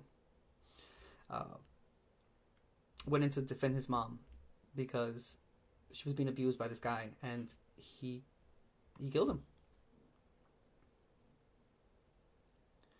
He killed him. But who ends up living forever? The shooter or the person being shot? Because the shooter will go down as something unnecessary, a burden, a stain in the world. But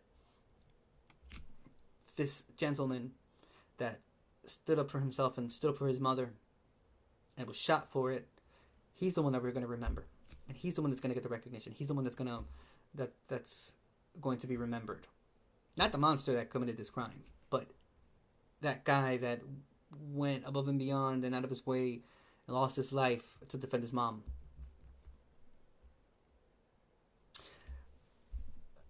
I think is it common? There's a famous rapper that did the same thing too, but he shot that guy dead. I'm not sure if it was his father or not, but the man was abusing his mom, and dude, he shot him, killed him.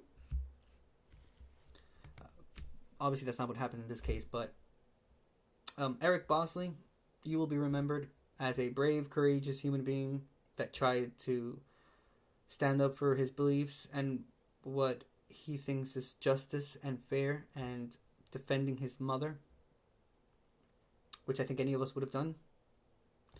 And we will remember Eric Bosley. You are a true hero, my guy. I hope you know that. I really hope you do. Alright, this is from KPLC, website from Lake Charles, Louisiana. Let's check out this video real quick. Title says, man accused of beating girlfriend, killing her son and dog in Calcasieu's first homicide of 2024. Because on top of that, he also wins the first homicide of Calcasieu County for 2024. Wow, what a prize to win, huh? A Lake Charles woman is recovering today after deputies say she was attacked by her boyfriend. The woman's son and their pet dog also killed in the incident. We're told it happened at Oakhurst Mobile Estates early yesterday morning. As KPLC's Devin DeStefano found out, the suspect was actually arrested while at the hospital, reportedly looking for the victim. Deputies started their investigation at the hospital when a woman came in with serious injuries. She said her boyfriend, 47-year-old Derek Rayborn, attacked her. Once we got to that... Oh, because he went to the hospital to finish the job. Oh, ballsy and audacious. Okay. Okay, after killing her son, because he was trying to defend his mom, you went to the hospital to try to look for the victim, which was the girlfriend. He wanted to off her in the hospital. Wow. Okay. Holy shit. Address. We noticed there was blood located on the steps of the residence. We made entry. Upon making entry into the residence, we found one dead black male, and the dog had been shot, had gunshot wounds. The person killed was the victim's son, 26-year-old Eric Bosley. It appeared as though the domestic dispute was going on, and apparently he went in and tried to defend his mom, and that's how he ended up as a victim. The woman reportedly told deputies she was able to escape. She's now in a New Orleans hospital because of the extent of her injuries. This lady was, her injuries to her face, she's beyond recognition. It's unbelievable that one human being could do this to another human being. And Donna Sargent, who is one of their neighbors, tells me whoever was injured tried to make their way across the street in an attempt to ask for help, but didn't quite make it to the door, leaving a trail of blood behind them.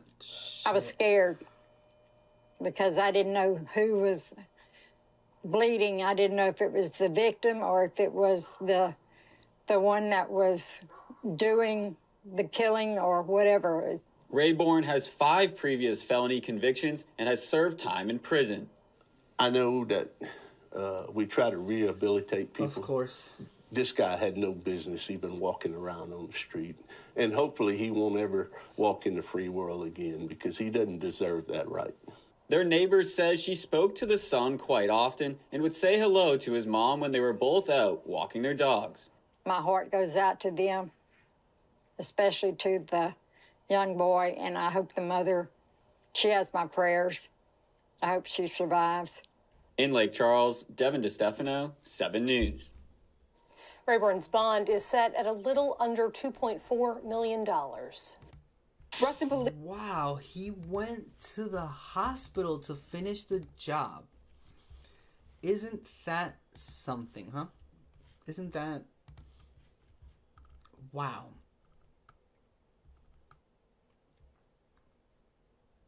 Totally, Dan. How you doing today? Hope you're doing well. Thank you so much for being here.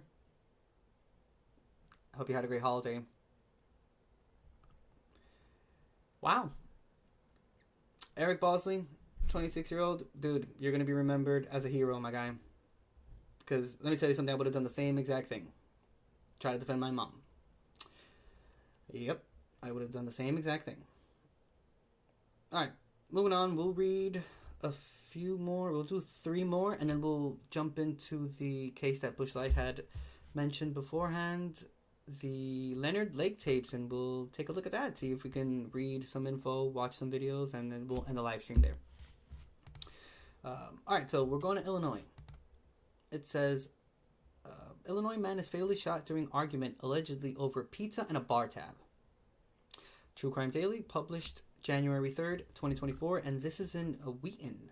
And it says a 49-year-old man was denied pre-trial release after he allegedly fatally shot a man at a bar a few days before Christmas because they got into a disagreement over a bar tab and some food. According to a statement released by the DuPage County State's Attorney's Office and DuPage County Sheriff's Office, oh, I guess they're different. On Friday, December 22nd at 8:40 p.m., deputies responded to a shooting call at Rosie O'Reilly's pub and found Dexter Perkins deceased. Investigators believe Perkins was involved in a dispute with the suspect, Michael Frond, and 2 other men. The argument reportedly moved outside, where a brief scuffle ensued on the porch between Perkins and another man. During the altercation, Fruand allegedly retrieved a 9mm Glock from his jacket and fired warning shots in the air. Perkins allegedly walked toward one of the other men, and Fruand opened fire, hitting him in the face and torso. Freund allegedly hit the gun in the center console of his truck, but law enforcement officers later found it. The gun had been fired 11 times. Deputies arrested Freund at the pub on a charge of first-degree murder. The statement said Perkins did not know him or the other men prior to the shooting. State's attorney Bob Berlin and said the shooting allegedly occurred over a dispute regarding pizza and a bar tab. Rosie O'Reilly's owner, John Dwyer, told WBBM-TV Freund and the two other men ordered pizza and had some leftovers. He said, so they must have been saying to the bar if anybody wants some leftovers, and somehow they got into a questionable argument. Perkins was reportedly a father of two and was expecting a third. Wow. No more, huh? Over pizza and a bar tab. I've said this before here. The value of life has gone significantly down for people. I mean, over a pizza and a bar tab, you just left two children that are born and a third one on the way with no parent because of pizza and a bar tab, because of some leftovers.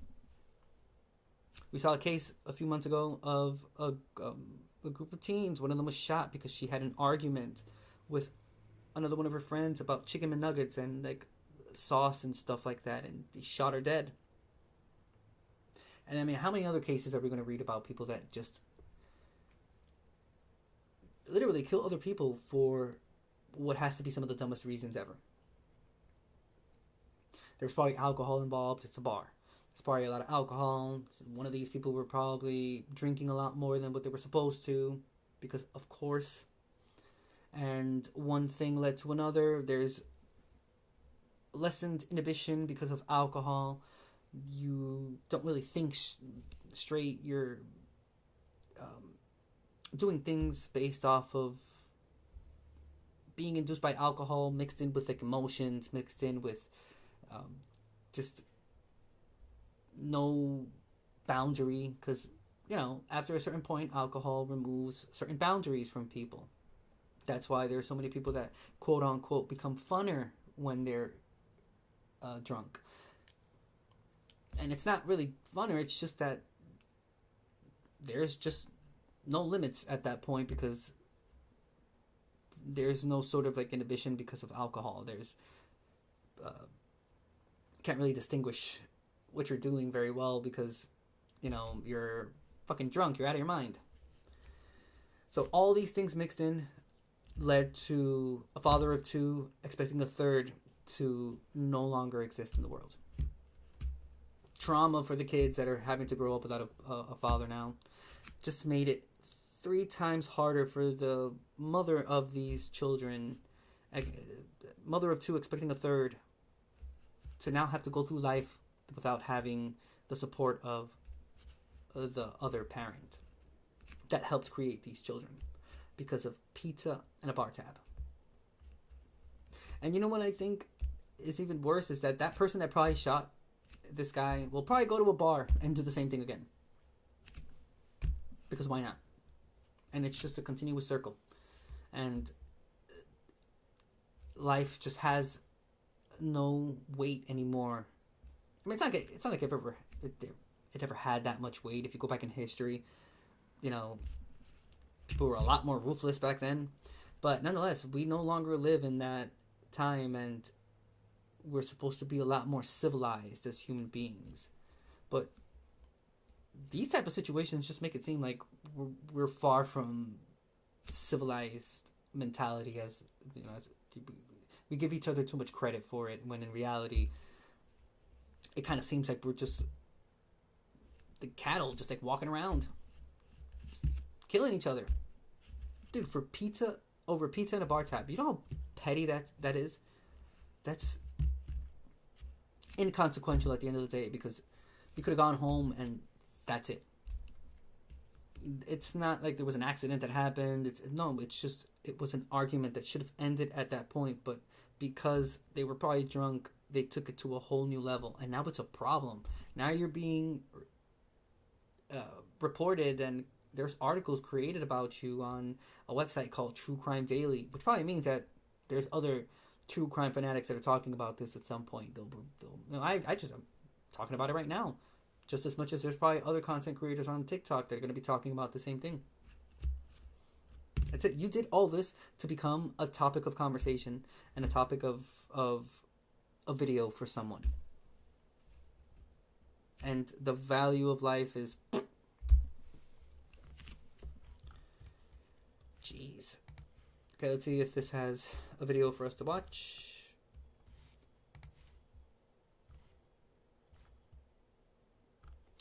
I will not click below. I will not do anything that you want me to do, other than watching the damn video, which apparently you're not going to let me do, because I have to pay them to watch the video. When information should be accessible to everyone, you're putting it behind a paywall. Alright. We're going to Colorado.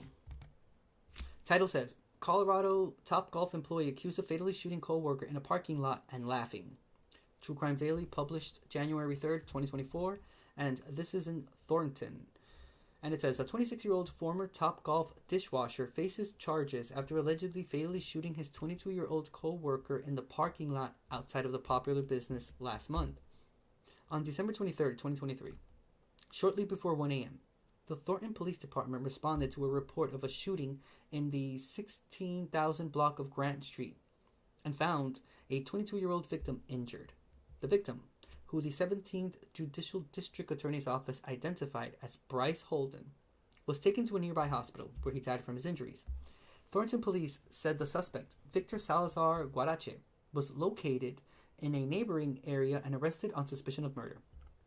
Police allege the shooting occurred after a disturbance between a couple of employees in the parking lot. An affidavit obtained by KMGH-TV alleges Salazar Guarache left work early on December 22nd and went into his car. Holden and his manager reportedly finished work and left approximately an hour later. Salazar Guarache exited his vehicle and allegedly shot Holden multiple times. The manager was unharmed. A rideshare driver picking up someone at Topgolf reportedly overheard Salazar Guarache laughing following the shooting. The district attorney's office announced December 29th that they charged Salazar Guarache with first-degree murder, 2 counts of first-degree attempted murder, and a sentence enhancer of crime of violence. He was scheduled to appear in court on January 2nd. Police did not release a possible motive. In a statement obtained by KMGH, Topgolf said they are shocked and heartbroken by the incident that occurred in our Thornton venue parking lot, and we grieve for those impacted by this senseless act. So it was 100% on purpose. I mean, if he laughed about it and someone clearly saw this person laughing, it's because it was on purpose. Something happened that obviously we don't have the information on. My opinion, it could be anything from, one like a love triangle, jealousy. There's so many different things. But for someone to shoot someone and laugh after the fact is, that is some cold-blooded shit. Let's see if this website can offer us a video. I have to have the videos blocked because they just start automatically and they make everything just go incredibly slow. And Chrome is already a problem as it is. I mean, I only use Chrome for live streams because it works a lot better. It's better than Safari, but yikes, it takes just so much memory and like RAM memory and shit. And on top of that, it's not like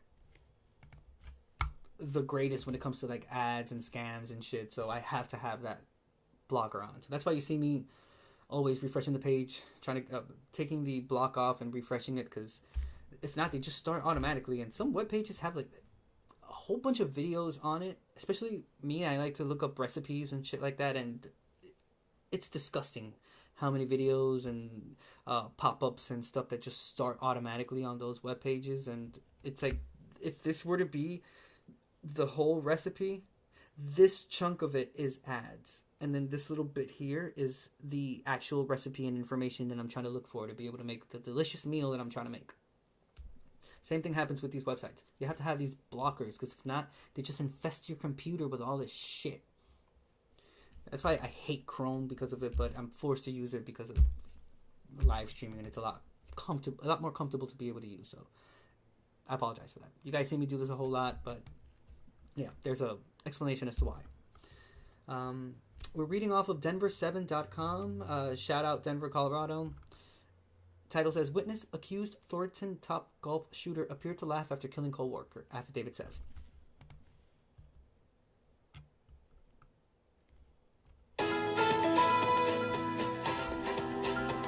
Okay, this video, it says it has 10 minutes and 41 seconds. I'm not sure if the whole video is about the same topic, but if it's not, I'll just move it to where they start talking about this. But if it is all about this same case, I probably won't leave the whole 10 minutes.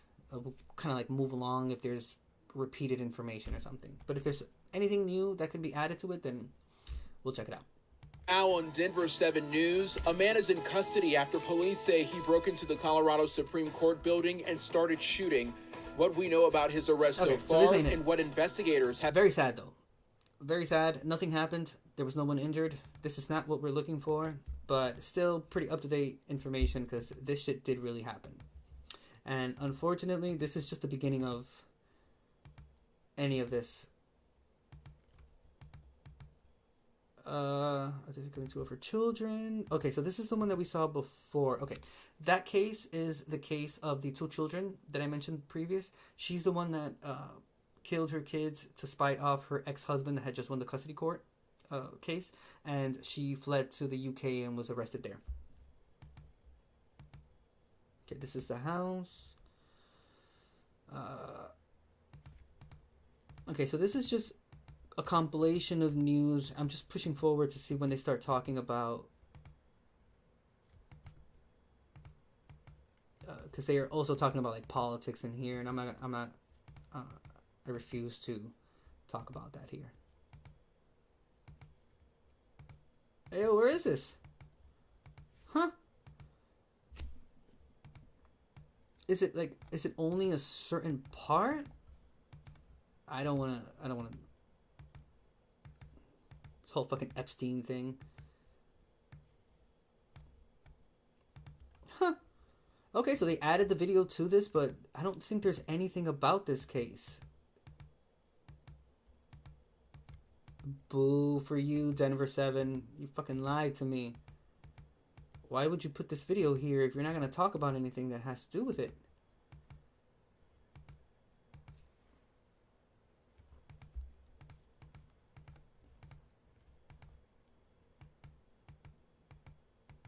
No, I guess not. Cost of living adjustment of 3 point. No, this is just like a compilation of Denver news. They didn't even write this here. They didn't even include the video here. Trying to see. Is there any other information? No, this is the same article that True Crime Daily copied off of. And there is no other website except that one that could have a video that didn't even talk about it. Wow. Isn't that something? Alright, we'll do one more case and that should be good for this part.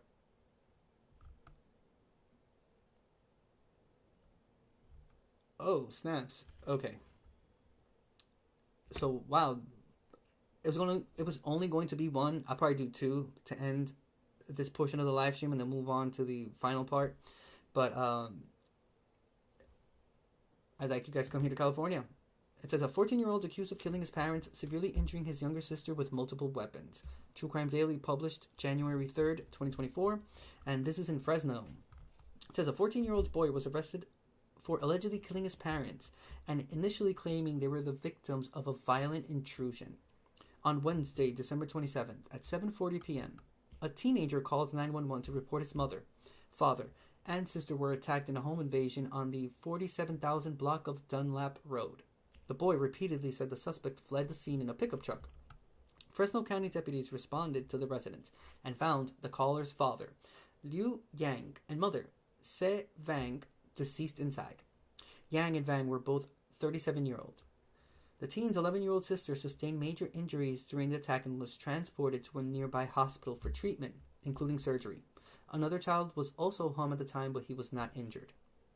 As detectives began investigating, they reportedly determined there were inconsistencies with what supposedly took place. According to the Fresno County Sheriff's Office, the 14-year-old allegedly fabricated the story of a break-in and instead was responsible for using multiple weapons to attack his family members. Wow. The teen was arrested and booked into a juvenile detention facility on 2 counts of murder and 1 count of attempted murder. KSEE/KGPE-TV reports the Fresno County District Attorney's Office filed the case in juvenile court. Fresno County Sheriff John Zanoni held a press conference December 29th and said detectives are still working to determine the motive for the killings. He said, "The tragedy of the situation is of such a high magnitude because 2 children have lost their mother and father due to the actions by their own sibling. These children will grow up without a mother and a father due to this incident." Zanoni said deputies did not have any prior contact with the teen or his family at the Dunlap Road residence. When asked how the teen obtained the weapons, Zanoni explained, "When individuals live in rural areas of Fresno County, like up here in the mountains, those individuals tend to have weapons readily available, whether it be knives, firearms, things like that for self-protection. Many people hunt and things like that, so it's not uncommon for weapons to be readily available." He added, "Unfortunately, in this case, they were in the hands of a 14-year-old who used them in a very violent manner to kill both of his parents." I think people, because of this whole thing with California, I think people forget that there are a lot of rural areas in California, and especially once you leave cities and you go up to the mountains, it's completely different.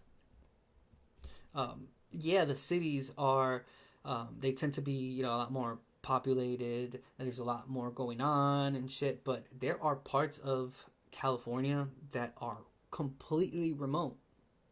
And open carry is not allowed in California, but the Second Amendment is still very much active in the state, and you may not find that in the cities, but bro, when you leave the cities, I used to live in the mountains.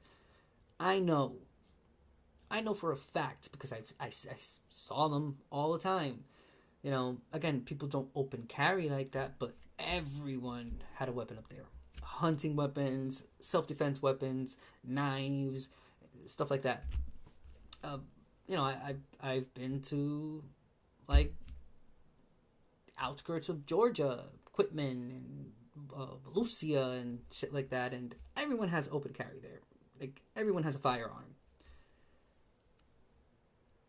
A lot of people are surprised when I say that, in California, there's a lot of places just like that as well. But because of the image that the state gives and whatnot, people think that that's not the case. And no, dude, there's a lot of people with guns here. There are a lot of people with weapons. Oh, yeah. Maybe not in San Francisco. Maybe not in certain parts of Los Angeles. But if you go up to Mount Shasta, go to Humboldt, you leave these major cities and you go to actual countryside, and bro, it's completely different. There are places here that if you even remotely go into someone's private property, even to turn your car around because you're trying to go the other way, they'll shoot you. So it's not all, like people think it is, like, because it's like California and whatnot. No, that's only centered in the cities. There's a lot of old school mentality here, and that's why it shouldn't be a surprise that this kid had access to weapons like that. And not at all. Actually, it would have surprised me the most if the kid would have gotten those weapons elsewhere and not from his own home. Because again, contrary to what a lot of people like to think about this state, there's a lot of like I mentioned, old school mentality here outside of the cities. Yeesh. And mind you, he was 14. And they didn't really give a motive to why he did it. And there's no motive here either. There's not even a video. Fresno County Sheriff's Office. This was the press conference that they did. Alright, let's see what they have to say. We'll only leave a little bit, that way maybe there's some additional information that they can give that can help us better understand why this 14-year-old killed his parents and severely injured his sister. Good afternoon, thank you for being here. John Zanoni, Sheriff of Fresno County. Here today to update you in regards to a double homicide that occurred on Wednesday night, which would have been December 27th in Fresno County near Miramonte. Our update deals with detectives have arrested a 14-year-old teenage boy in connection with the murder of 2 adults and the attempted murder of an 11-year-old girl. He will face these charges. We will not be having any names or photos of the individual because he is a minor. But the 2 victims of homicide have been identified as Blue Yang and Si Vang of Fresno. Both are 37 years old. They were husband and wife. They're around my age. Their 11-year-old daughter is the individual who suffered significant injuries as a result of these attacks as well. And that is the charge that the 14-year-old boy is facing for attempted murder. She is being treated at the hospital and is expected to survive. 14, this incident unfolded around 7:40 p.m. on Wednesday, December 27th, when deputies received a 911 call regarding an injured person at the home in the 47,000 block of Dunlap Road, which is near Miramonte in Fresno County. The caller was a 14-year-old boy who said that someone had broken into his house and attacked his mom, his dad, and his sister. He said the intruder then fled the scene in a pickup truck.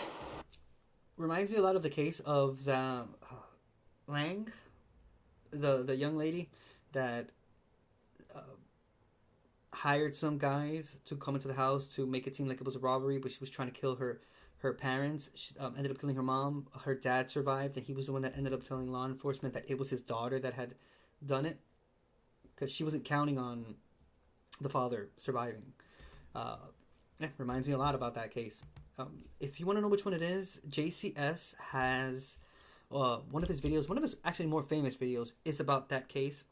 It's the Asian chick with the glasses. Yeah, extremely interesting, pretty long video. There's several police interrogations there, but it's very interesting to see because it was like a diabolical plan to kill her parents, and albeit it didn't go exactly the way she thought it would go. Very similar to this, because she had reported that there were intruders that had gone into the house and had done all these things and had tied her up and whatnot, but law enforcement were able to quickly determine that there were a whole bunch of inconsistencies, just like this case, that were coming out of that girl's mouth. So definitely check it out. That's JCS. It's a Jim Can't Swim.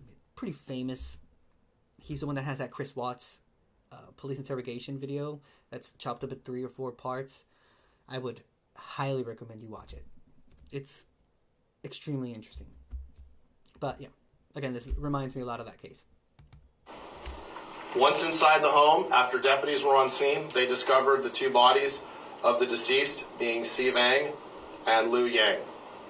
The 11-year-old daughter was immediately transported to Community Regional Medical Center for treatment for her injuries because they were life-threatening. Homicide detectives responded to the scene, and they began to learn of inconsistencies in the story from the 14-year-old boy. Evidence ultimately showed that he had fabricated the story of a break-in and was responsible for using multiple weapons to attack his mom, his dad, and his sister. Wow. Another young boy was also home, but he was not injured during this attack. He is now being cared for by other family members. Our detectives have not determined a motive for this crime. We are still working through some things to figure out and determine why, in fact, that this 14-year-old boy attacked his 11-year-old sister and subsequently killed both his father and his mother. With multiple weapons. What I want the public to be aware of is that this is an isolated incident. This involved immediate family members, and there is no danger to anyone else in our community. as a result of this double homicide, this violent incident. The individual who is responsible for it has been taken into custody. He is a juvenile, so as I said earlier, we will not be releasing his name or his photo. But looking beyond that, the tragedy of the situation is of such a high magnitude because 2 children have lost. Isn't it weird how they pick and choose what cases of juveniles are exposed or not? Because, yeah, I get it. He's a minor and they're not giving out the information like that. But there's like countless documentaries of children that have committed crimes against like their parents and their family and whatnot. And they talk about that shit very clearly. So I guess, unfortunately, eventually we'll probably get a true crime documentary about this case. I wouldn't be surprised. Give it a year or two. It'll probably pop up on Netflix or Hulu or some shit like that. But another case of teenagers that committed crimes, I've mentioned this before, it's the Bever family, the Broken Arrow family murders. That's all I can say. If you don't know about that, that chapter has a really good episode describing everything that happened, and probably one of the worst cases I've ever seen and read about. The sheer evil in those 2 brothers, and the fact that they committed those crimes and were planning on continuing doing them to other people they didn't know, going from state to state to be able to kill as many people as possible because they wanted to, quote unquote, make it into the big book of serial killers. Yeah. And let me tell you, their names were released fairly quickly. They were only 15 when it happened. 14 and 15. And that information came out incredibly quickly. And content creators made videos about it and all that. So I don't know. I think they pick and choose. I think it's because the case is so recent and there's still lots of things being investigated. But he already committed the crime. Regardless of you saying the name or showing the picture or not, we already know that he killed his parents. And you can find information on his parents. It's not going to be hard for people to find information on the person that committed the crime. So I get it because the investigation is still ongoing. But at some point, information is going to have to be released. They're going to have to say who it was. Keeping it behind a glass because he's a minor, it's only going to work until a certain point. Especially in this day and age of social media, where they can find probably this kid's social media account or whatever the case may be. Like, who knows what the hell this child wrote there, if he was capable of committing these crimes. Because it's not like he just like grabbed a gun and shot him. It clearly says that it was with multiple weapons. So he did damage, and he tried to do it to his little sister as well. So, yeah. I don't know. I understand now because of, it's still ongoing, but eventually they're going to have to give all this information. And many times when kids are in, like, juvenile, they're released after a certain time, especially when they're really young. They're reformed and then they're released to the public. And it's, in this day and age with information being so accessible, it's only a matter of time before people put 2 and 2 together and realize that this kid had committed this crime. There's a really interesting movie called The Boy in the Striped Pajamas with Andrew Garfield. And, no, wait. Is it The Boy in the Striped Pajamas? No, I'm sorry. I forgot that name, that Andrew Garfield. Well, Boy A. I'm sorry. It's called Boy A. And it's same premise. Child had committed a crime early on in his life, went through the judicial system, was incarcerated for like 9-10 years of his life, and then he's released into the public. And it's the story of Andrew Garfield's character reinstating himself into society and all the things that come with that. And people finding out what he did and putting 2 and 2 together, and they just made his life a living hell. Most likely that's what's going to happen here. 14 years old. That is crazy. 14, I was very much into girls. I was already occupying my time with girls and women.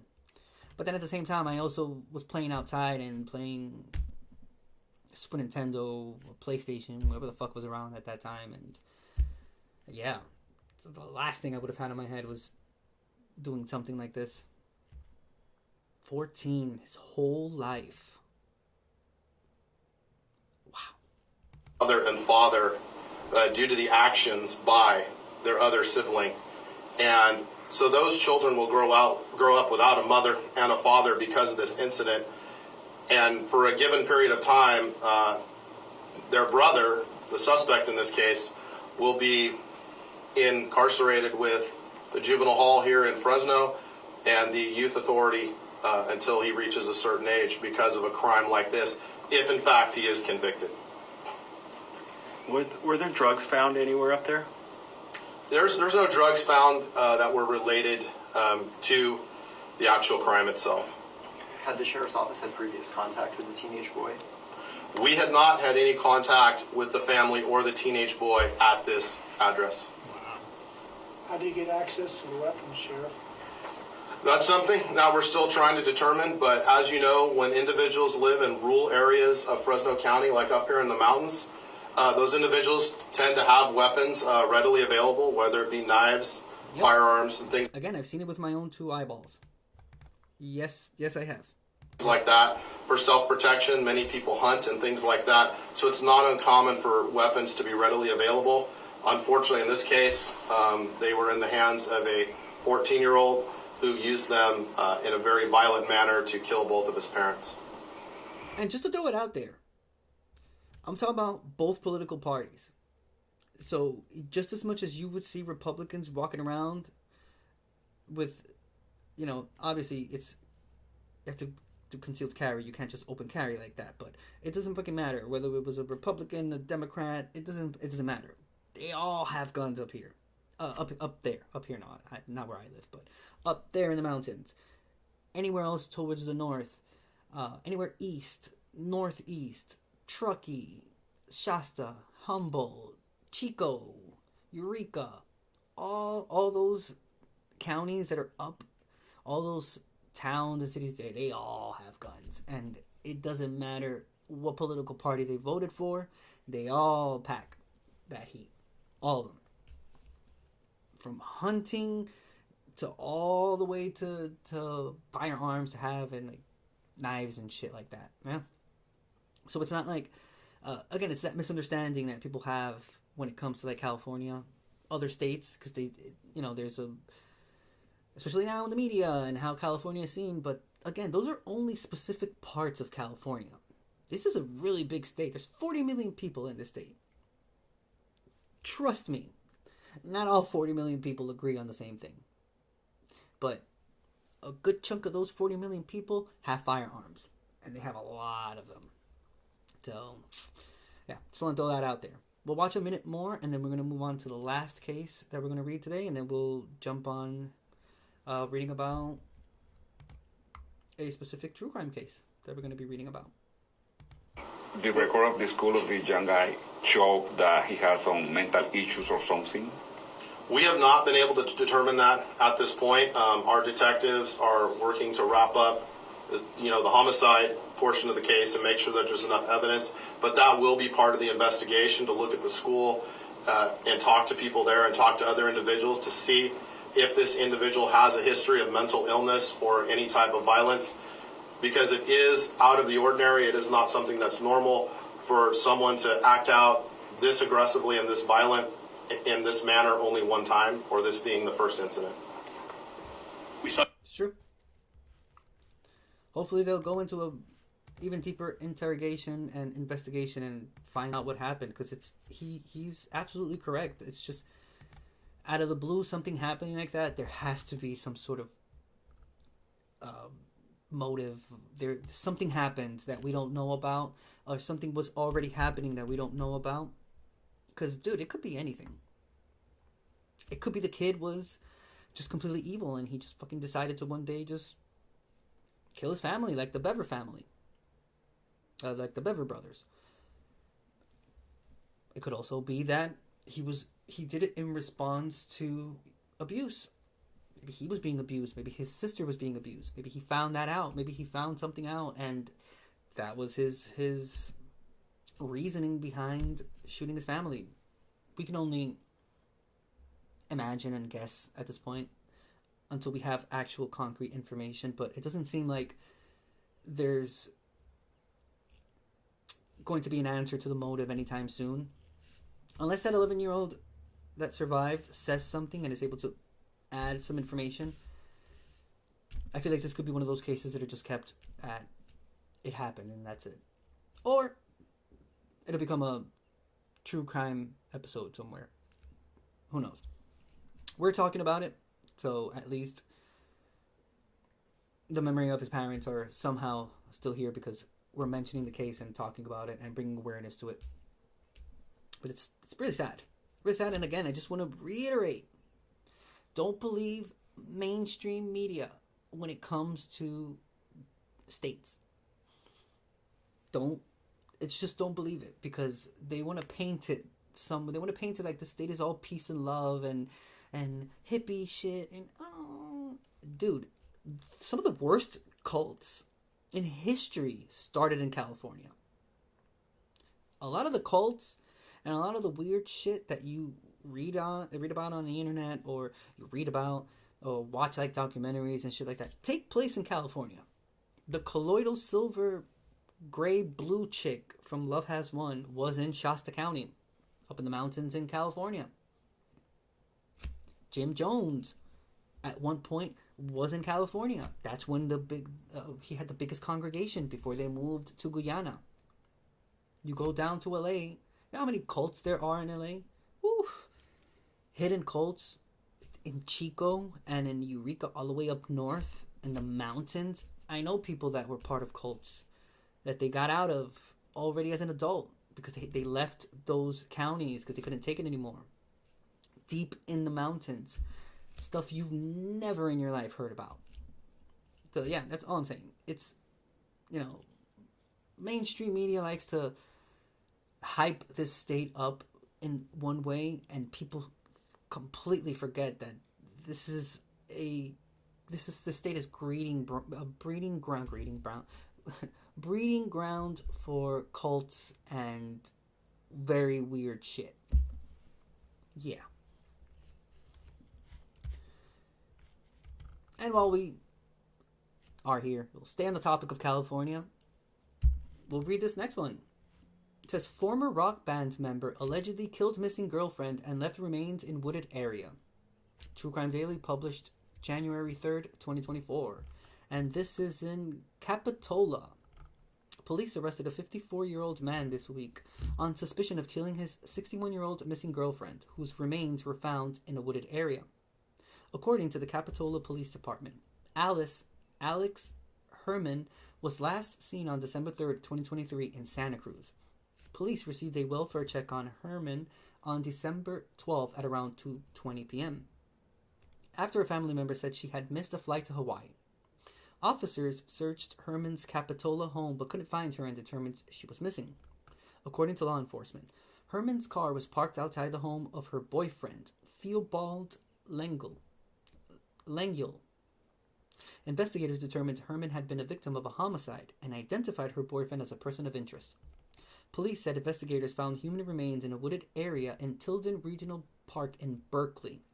The Contra County Coroner's Office will conduct an autopsy and positively identify the victim. With the help of the Santa Cruz County District Attorney's Office, El Cerrito Police Department, and the Department of Justice, police arrested Lengyel on suspicion of Herman's death on Tuesday, January 2nd. Lengyel was booked into the Santa Cruz County Jail without bail. According to KRCR-TV, the suspect was a founding member of the Humboldt County band Mr. Bungle. Fuck. Yo, I fucking love Mr. Bungle. Oh, man. I remember reading about this. At first I thought it was the lead singer, but it was not. But dude, Mr. Bungle, if you know Faith No More, same lead singer, of Mr. Bungle, albeit he doesn't like to be reminded that he was a lead singer of Mr. Bungle. But yeah, Faith No More. Fuck.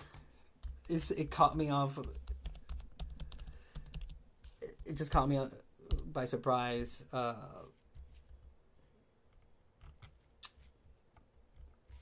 Mike Patton.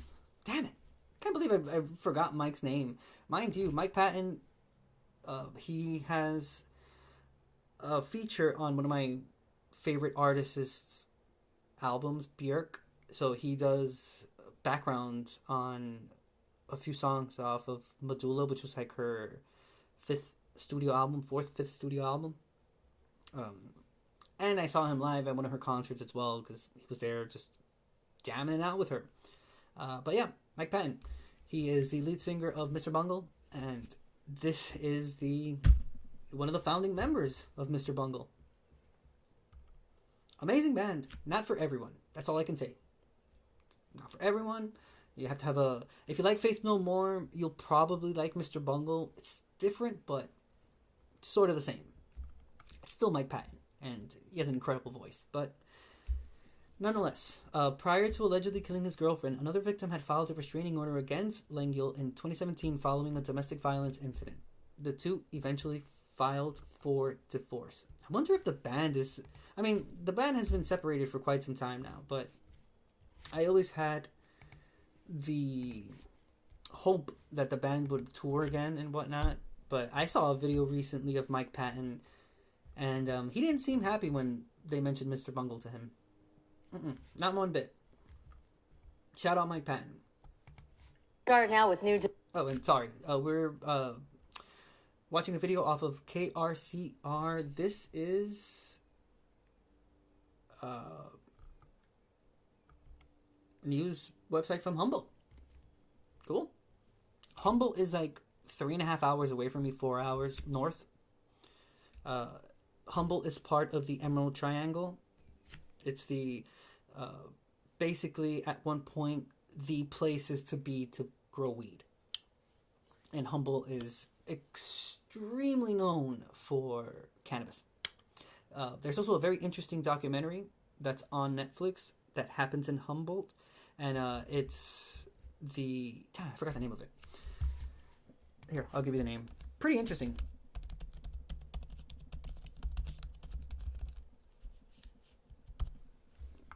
Murder Mountain is the name of the TV series that they have on Netflix that's about a murder that happened in Humboldt that gained notoriety, and it involves the cannabis game and whatnot. So very interesting. If you haven't seen it, please check it out.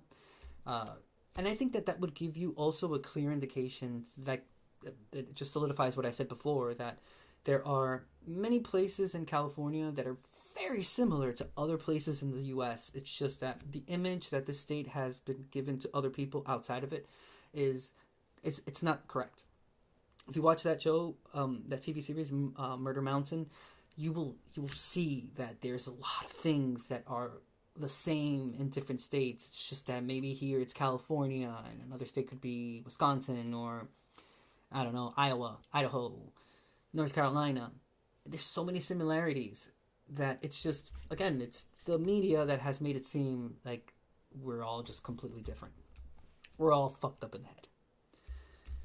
And now we have founding member of Mr. Bungle here. Fucking murdered his girlfriend. I thought wasn't there like another famous rock star that was accused of fucking messing with kids and shit and had like hard drives filled with CP and shit? There was another one as well. Bro. But what is happening? Come on now. Alright, let's watch this video. It's only about a minute 30 seconds long. Developments on the case of a woman who went missing. A former founding member of a rock band that started on the North Coast in Humboldt County has been arrested now on murder charges, suspected of killing his girlfriend. Adelmi Ruiz has more details on the crime that's rocked the community. Music lovers who were in Humboldt County in the 80s might know who Mr. Bungle is. The rock band originated out of Eureka, gaining a large following, headlining shows across California for decades. The band skyrocketed when it moved to San Francisco in the 90s, signing with Warner Records. Tuesday, the Capitola Police Department, with the help of the Santa Cruz Sheriff's Office, arrested one of the founding members, Theobald Brooks Lengyel, for the disappearance and homicide of his ex-girlfriend, Alice Kamakakalani Herman, known as Alex. Herman had not been seen or heard from since December 3rd. Police say Lengyel drove from El Cerrito, California to Portland, Oregon in the days after Herman's disappearance. El Cerrito police found Herman's vehicle in front of Lengyel's home. Meanwhile, authorities say Lengyel was not cooperating with the investigation. Investigators recovered human remains in Tilden Regional Park in Berkeley. They are waiting for DNA to confirm if they are connected to Herman's disappearance. I also pulled public documents and found that Lengyel had been involved in a domestic violence case, with the victim filing a restraining order against him in 2017, according to court records. The victim and Lengyel then filed for divorce that same year. In Eureka, Adelmi Ruiz, the North States News. Damn, he thought he was going to get away with it. Never trust anyone. That's the name of the game right there. The people that you think wouldn't be capable of doing something are the first ones to do this shit. A rock star and everything. I mean, a lot of people know who Mr. Bungle is. Or were. Yikes. Shout out Mike Patton, but fuck this dude. And please check out Mr. Bungle. Amazing band. Alright, that ends the True Crime Daily portion of this live stream. We're going to dedicate the last 10-15 minutes to reading about the Leonard Lake tapes. But before I do that, let me run to the bathroom real quick.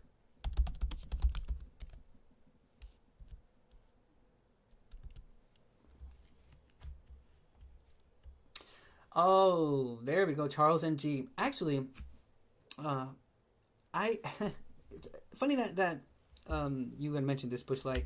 I actually did, now that I see the names, I did an episode on them, like beginning of middle of 2022, when I used to still do the true crime cases on my main channel, The King Angel Show.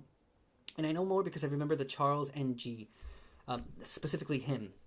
But let me run to the bathroom real quick. I'll be right back, and we'll check out this case.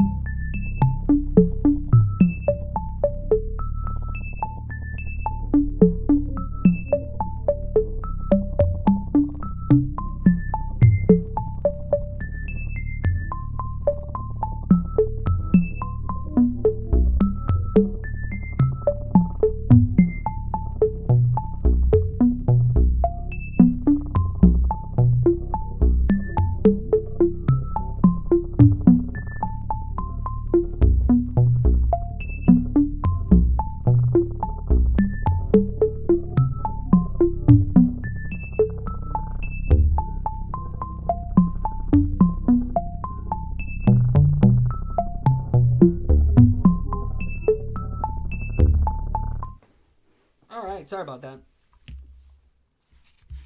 Okay, so I'll look up some information. I'll read a bit about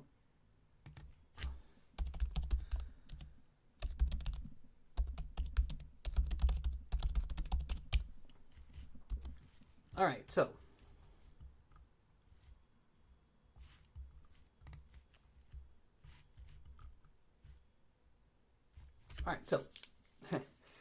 Leonard Lake and Charles N.G.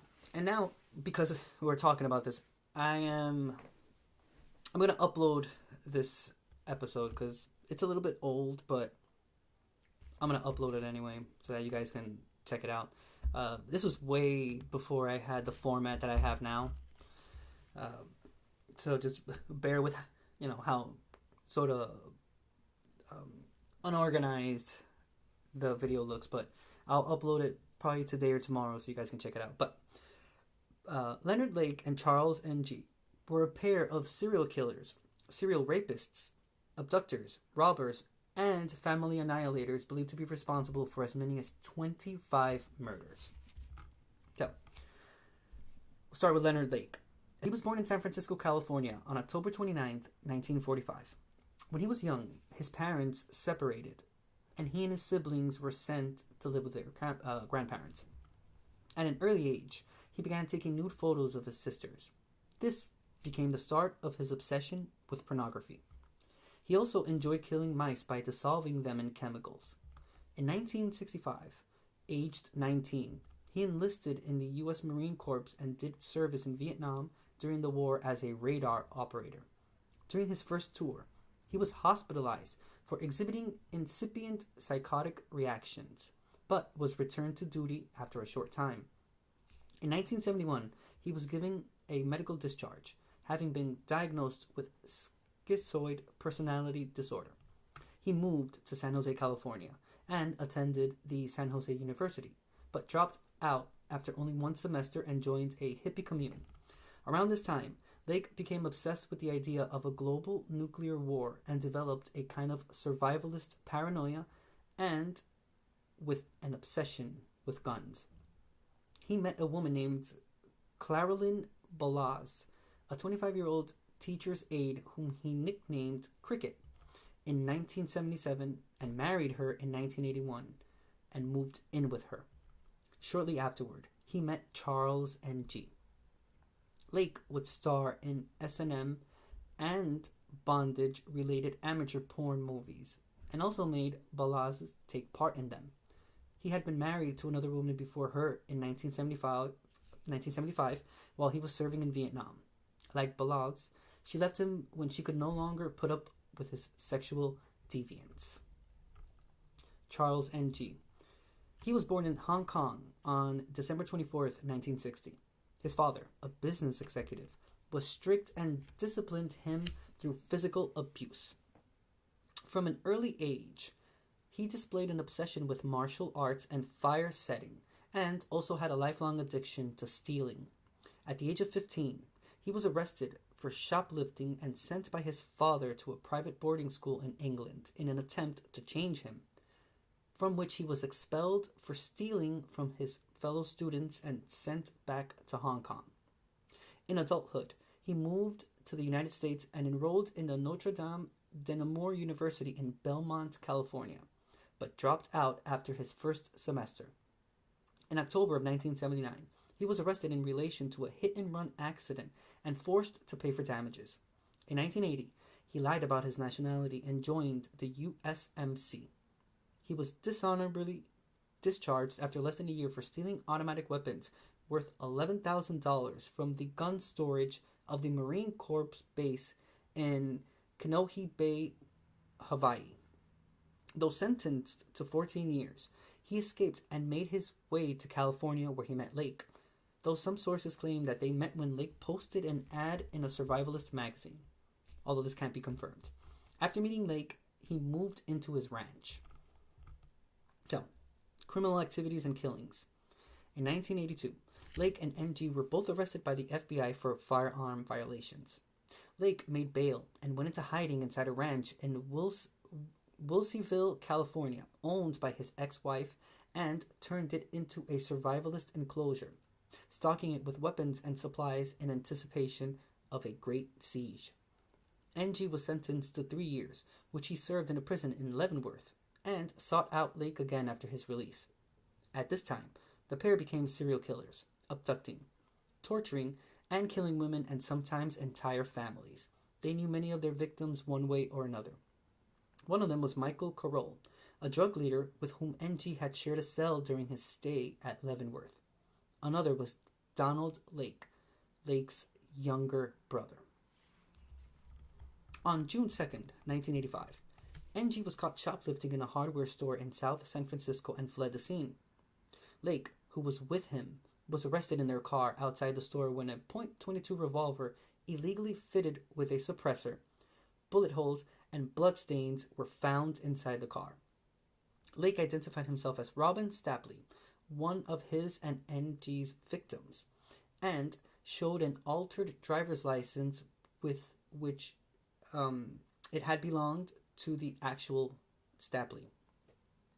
Because the license listed Stapley's age as 26 and Lake was clearly older, the authorities became suspicious and arrested him.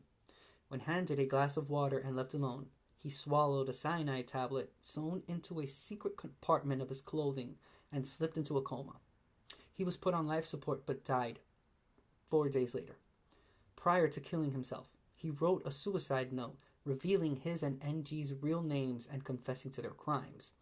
When the ranch was searched by the police, they found 12 corpses buried in shallow graves on the property, as well as a bunker, a stash of weapons, and a total of 45 pounds of charred bone fragments, leading the investigators to believe that the pair may have killed as many as 25 people.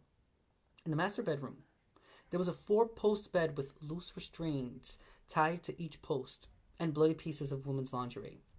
The searchers also found Lake's diaries and journals, as well as video recordings of him and NG raping and torturing their victims, and of Lake alone talking about holding a woman captive as a sexual slave and servant after the world was destroyed by nuclear war. The bunker had 2 hidden rooms. The first, the torture chamber, contained various tools and a sign reading The Miranda, a reference to the name of Lake's plan, Operation Miranda, a reference to the novel The Collector by John Fowles, in which the protagonist abducts a woman named Miranda and holds her captive in his basement. The other room was a small, soundproof cell with a bed, a table, and a chemical commode. In the meantime, NG fled to Calgary, Alberta, via Chicago and Detroit. He remained a fugitive for a month, but was once again caught shoplifting. At the police station, he fought back against 2 police officers, shooting one of them in the hand during the struggle.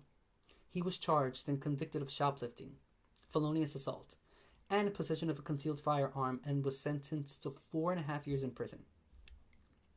When the American investigators found out about his incarceration, they tried to have him extradited and interviewed him in prison. NG, who spent his jail time studying American law and sometimes drawing cartoons depicting murders, some of which had been committed at the Wilsonville Ranch, admitted to his involvement in his and Lake's murders but claimed that his part had been mostly limited to disposing the corpses. The Canadian authorities refused to extradite him on the grounds that Canada had abolished capital punishment, and NG could be executed if he was returned to the U.S. It took 6 years of legal proceedings to have him returned to California in 1991, in part because of the testimony of a man who had survived an encounter with NG, and even then the legal battle wasn't over. It took another 7 years and over $10 million worth of the taxpayers' money for him to be put on trial for murder in October of 1998. In July, the next year, he was found guilty by the jury on almost all counts and sentenced to death.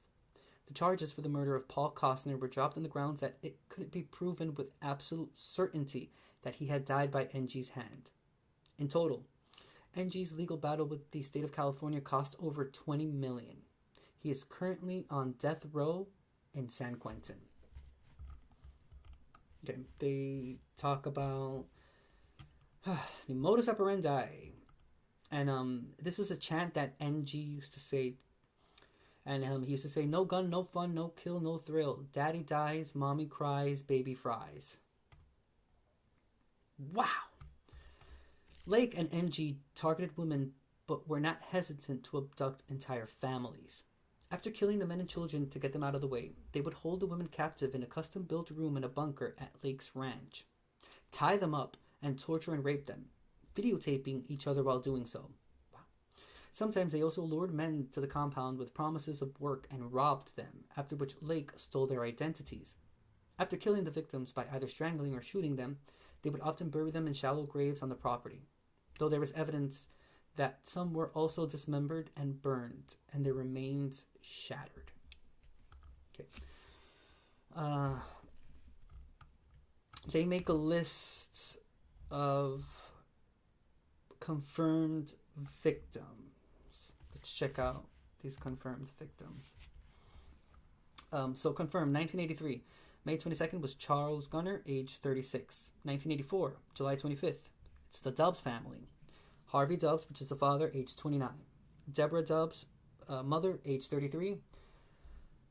Sean Dubs, son, age 1. October of that same year, 1984, they killed Randy Johnson, age 34. In 1985, April 12th, they killed Michael Carroll, age 23.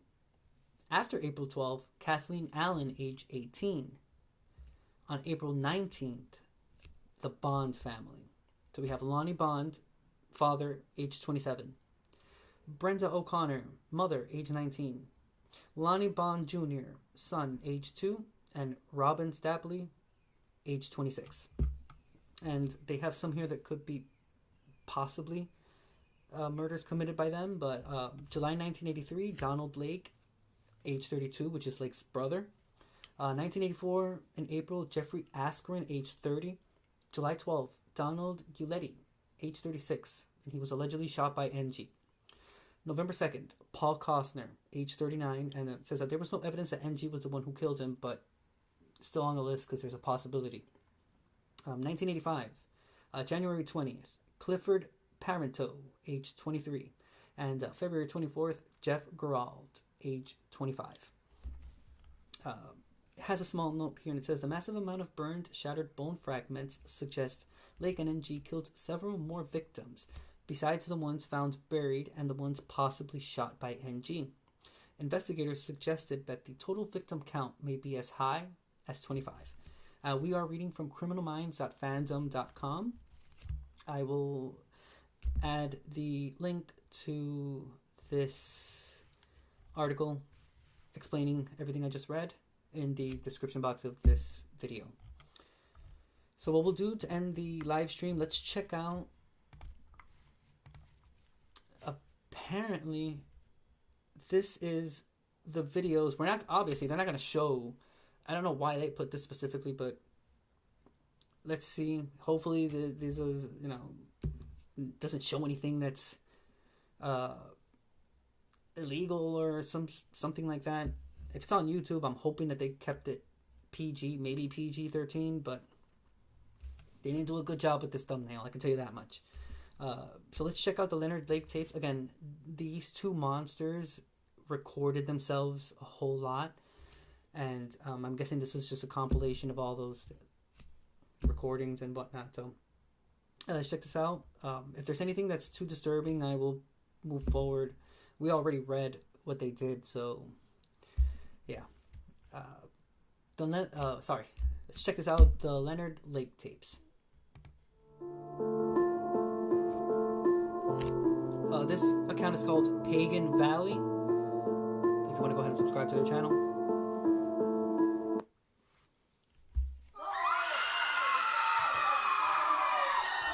Actually, you know what? I'll leave it like this.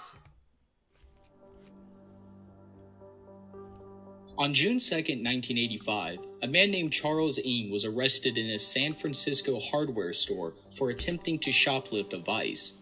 It would have been an ordinary arrest, but the officers at the scene ended up getting more than they bargained for. As they took Ng into custody, a friend of his turned up to pay for the vice.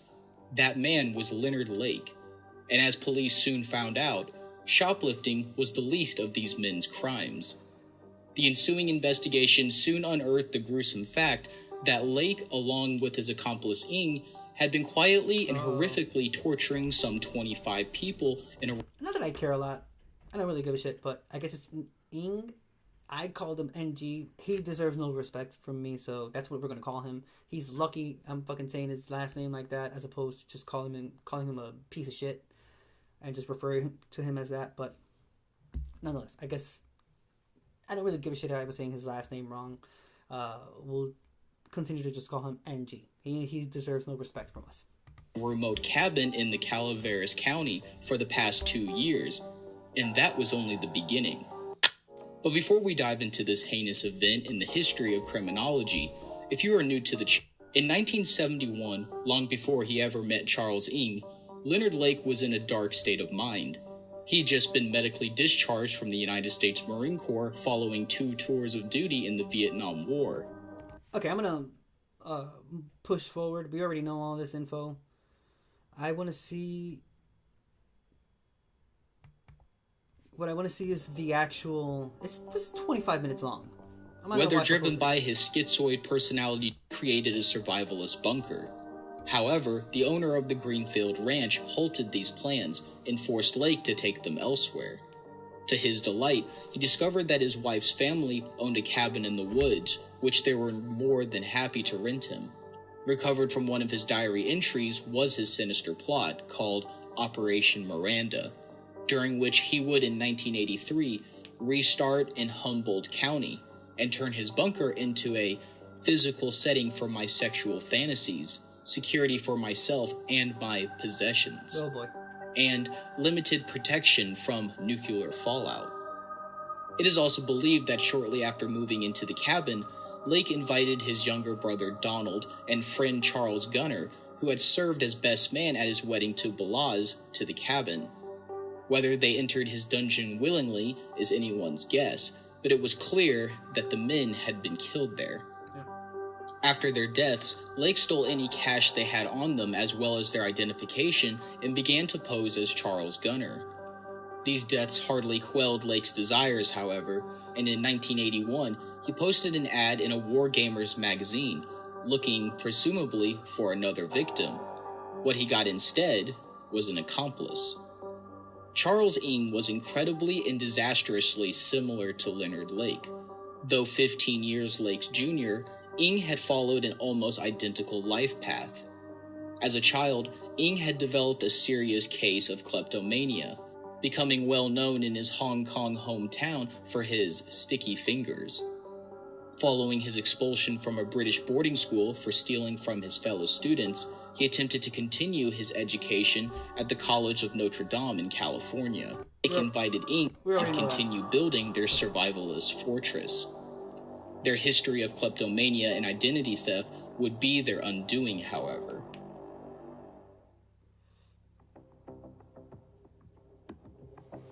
The chop shop. Between 1983 and 1985, Leonard... I think we're now going to start diving into the edited videos. It says it in the description box that they're edited, so it's a good thing we're going to be able to watch them here.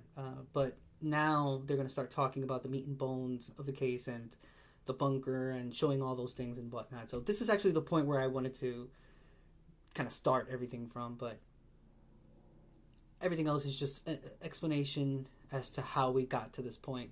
But we already read that part, so we'll start watching it from this point. But this is the interesting portion of it. Lake and Charles Ng kidnapped, tortured, raped, and murdered between 8 and 25 people, mostly women, in their bunker, perhaps in a bid to prepare for the impending nuclear holocaust when they would be required to repopulate the Earth. The scope of their crimes is still undetermined, as is the total of their victims. Police remain unsure as to the team's true kill count, as they only found the remains of 12 people on their property and suspect that there could be at least a dozen more, judging by the 45-pound collection of charred human bone fragments they found on the property. The two men would hold both male and female victims in the 6.5 by 3.5 foot cinder block bunker with only a bucket and toilet paper inside. The bunker was also lined with a one-way mirror for the two murderers to view through. Following the murders, Lake would dismember and destroy the corpses of their victims using a trick he learned as a child, dissolving them in various chemicals and acids, then sprinkle whatever remained of them throughout the grounds of the cabin. Among their positively identified victims were a local man named Robin Stapley, another local named Paul Cosner, a couple who lived up the street named Harvey and Deborah Dubbs, and multiple local children. Among Lake's belongings, police found videotapes of the men torturing and raping their victims. In some cases, the partners made to watch their wives sexually assaulted before they were both killed. One victim, Deborah, or Debbie Dubbs, was so violently sexually assaulted on tape that she could not have survived the ordeal. The men hogtied various women, forced them into oral sex and orgies, or put them in leg irons. The sex captives were aged anywhere between 12 and 20-something, and only 6 of the women featured in these home movies were later found alive. 15 of them remain missing still. According to the former cellmate of Charles Ng, the serial killer once bragged to him about sexually torturing and disfiguring women with power drills and pliers. The pliers he used to rip off nipples inserted a power drill attachment of vaginas, shoved rods up anuses, and broke knuckles with vice grips. The men seemed to have no particular type besides their affinity for torturing women, as they were also known to have killed children and men. In at least 2 instances, they kidnapped and killed a family of 3, including neighbors Lonnie Bond and Brenda O'Connor, who had a 2-year-old son. Holy shit. The only common thread between the victims was apparently their vicinity, whether out of laziness, convenience, or some combination of the two.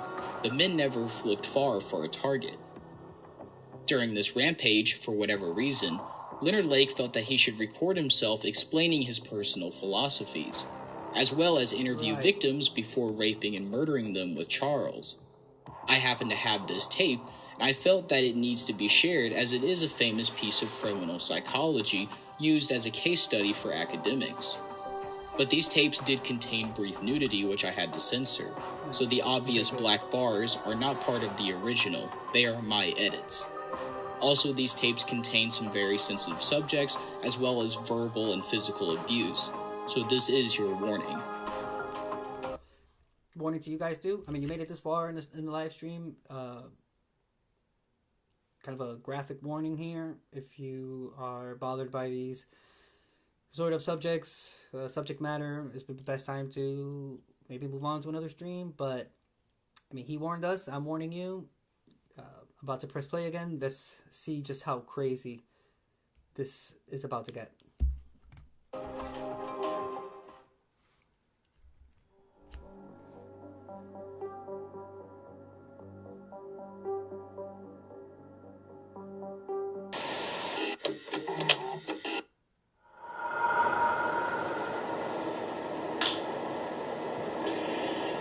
Good evening.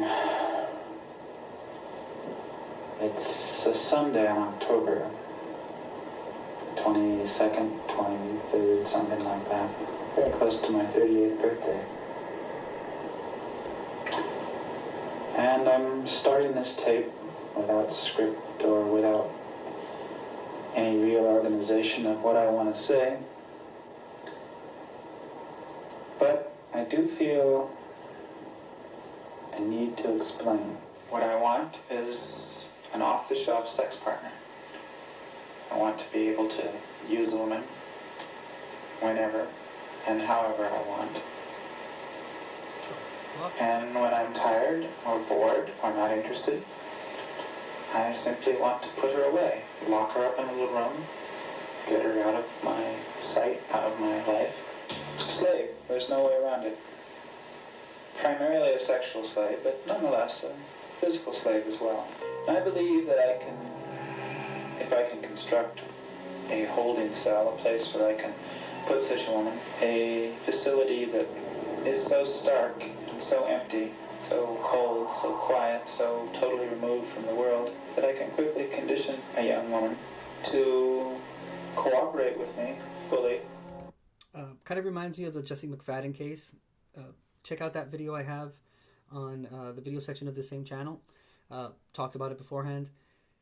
Eerily similar, albeit this was in a house in a neighborhood, the Jesse McFadden case. This is a bunker they built in the middle of nowhere, but equally as bad because, Jesse McFadden, it's 5 people, including him, 6 people total that were killed.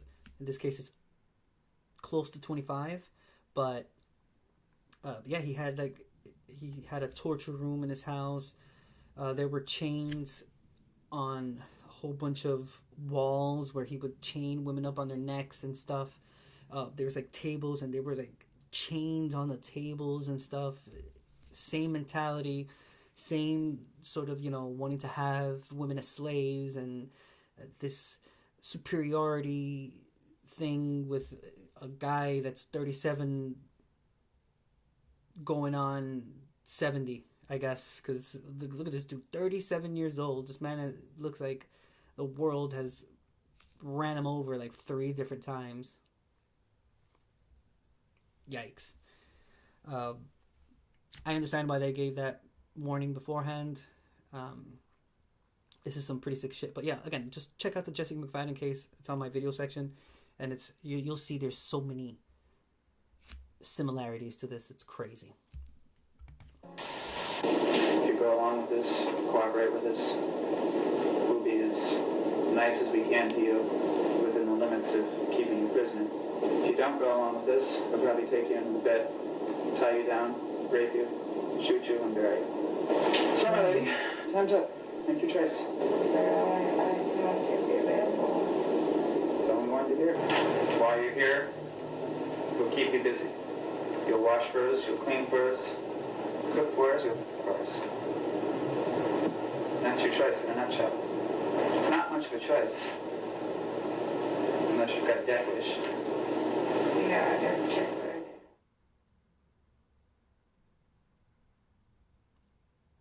Oh. If it ever arises again, if there's any circumstance whatsoever that leads me to think that you're even attempting to make noise, it's immaterial as to whether I hear you or anyone else hears you. You will be whipped very severely. And tell me you understand. I understand. I'm having a little war within myself. This is the same person that we just saw between previous. what I want to do and what we might call is the decent thing to do. And for the moment, the decent thing to do is win. So, rest. Okay, I just want you to know that I'm giving this stuff to you under protest. Not that you care, mind you.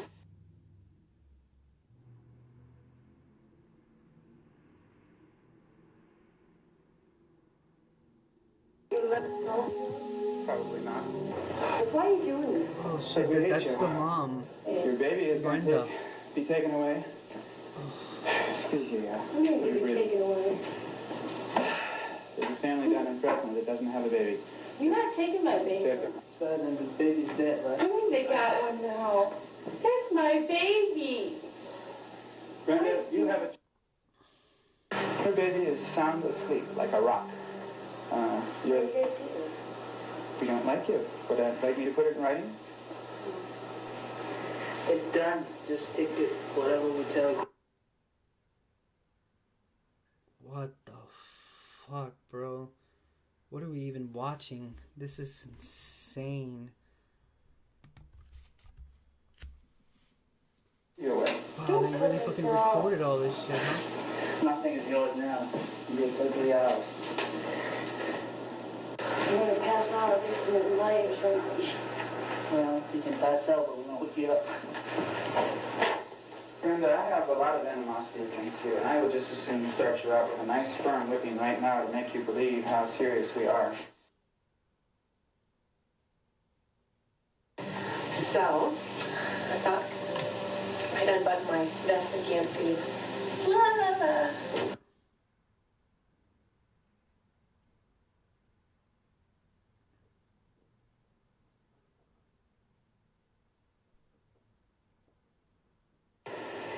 And since you're into my sweet little ass,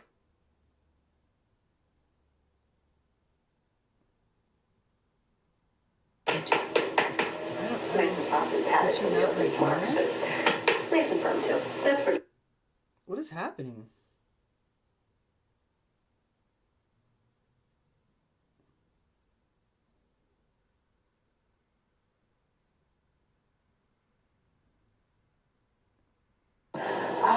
Let's see. We talked about underage performers, and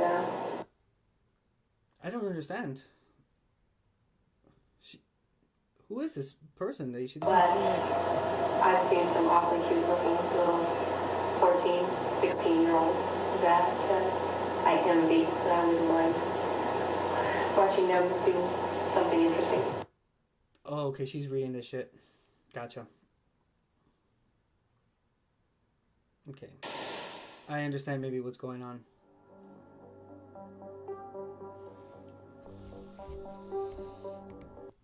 Wow.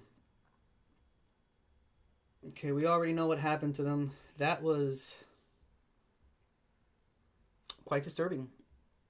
Quite disturbing. I was confused about that last lady that we were seeing, and I think it clicked that I think this person is under such an immense amount of shock. I think that she's just trying to like act her way out to try to, she's complying with them or some sort of Stockholm syndrome. But I think it's mostly she's trying to comply with them, act it out, to see if eventually she can garner some sympathy to be able to be let go. They did say that there were about 5 or 6 women that did survive out of all of them, but they were still tortured and raped and abused. You can tell just how depraved these two monsters are. Like, they literally did this. And just like these two, there's so many guys in America that have done the same exact thing. Again, I hate to sound like a broken record, but please check out that Jesse McFadden case that I have uploaded on my video section. It clearly states it there. Wow, that was pretty intense. Bushlight, I appreciate you for reminding me of this case. I was a little lost at the beginning when you had said the name, but once I saw who it was, especially the Charles N.G. guy, I automatically knew that, yeah, this is the case that I had covered a while ago. We watched the documentary and we were just like reviewing and discussing it, but we actually went into bigger detail now, and after watching these videos, pretty fucking sick to my stomach. But yeah, wow, that was again, Pagan Valley. You can subscribe to their channel. There's an excellent video, very informative. The fact that they went through watching the unedited videos and editing them for us so that it can be sort of PG-13, I guess. I greatly appreciate that. There's so many great content creators out there that do such a great job, and Pagan Valley, you're one of them. I'm going to subscribe to this person's channel as of right now. But yeah, this concludes today's episode. Again, we just watched the Leonard Lake tapes. We read about Leonard Lake and Charles N.G., 2 absolute monsters, killed about 25 people. This has been quite a ride today with all the cases that we've read and whatnot. And yeah, here we are. Now I have to go cook. Isn't that something? Thank you so much for being here. I really appreciate it. You know where to find me all across social media. Right here. Bam. Instagram, TikTok, Facebook. It's at KAS True Crime. Join the Discord at discord.com/KAS True Crime. It's completely free. Create an account. We watch movies, horror movies, thrillers, crime documentaries, true crime cases, a little bit of everything, community gaming, multiplayer, anything you can think of that could be entertaining between a group of people whilst they converse and throw around great ideas. That's your thing. If you like aliens and weird shit, horror mythology, history, KAS True Crime Discord is a server for you. Just please go ahead and join. It's completely free. Link is in the description box. If you're watching me on Twitch, you can find it in the About section. If you're watching me on Facebook, same About section or the General Info section. You should see the link there. Join the Discord. I have a Patreon. It's patreon.com/KAS True Crime. If you want to further support me and you like what I do, dude, I'd greatly appreciate it. You get a whole bunch of benefits when you become a Patreon member. full unedited videos and episodes, exclusive videos only for Patreon members, private channels on Discord. You get Twitch channel points, monthly Twitch channel points. You can spend them on the stream if you watch me over on Twitch. Speaking of Twitch, you can use your Amazon Prime. That will also greatly help me over on Twitch, and it's a great way to support me. If not, you can just follow me on Twitch. You can subscribe to my YouTube channel. You can like my videos, comment on them, let me know what you think. Share it out to your loved ones. You can check out all the other videos I have on the video section of my YouTube as well. I have a whole bunch of them there. So just pick your poison and you'll be entertained. You can comment on it as well. Some people leave some nasty comments. I don't care. As long as people are engaging and commenting on it, and I could give two shits. But the nicer ones are greatly appreciated. I won't lie. I also have my other two channels, the King Angel Show, which is the parent channel. We do reviews of movie trailers, music videos, fun facts, a little bit of everything. And I also have my Coffee, the News, and Us, which is the lighthearted segment that I do. We read, review, and discuss things about science, space, knowledge, history, world events, everything contrary to this true crime episode, this true crime channel. So if those interest you, subscribe to those channels. You can find me on TikTok as well, with the King Angel Show and KAS True Crime. So again, just pick your poison. And I also have a link tree that has all those links available.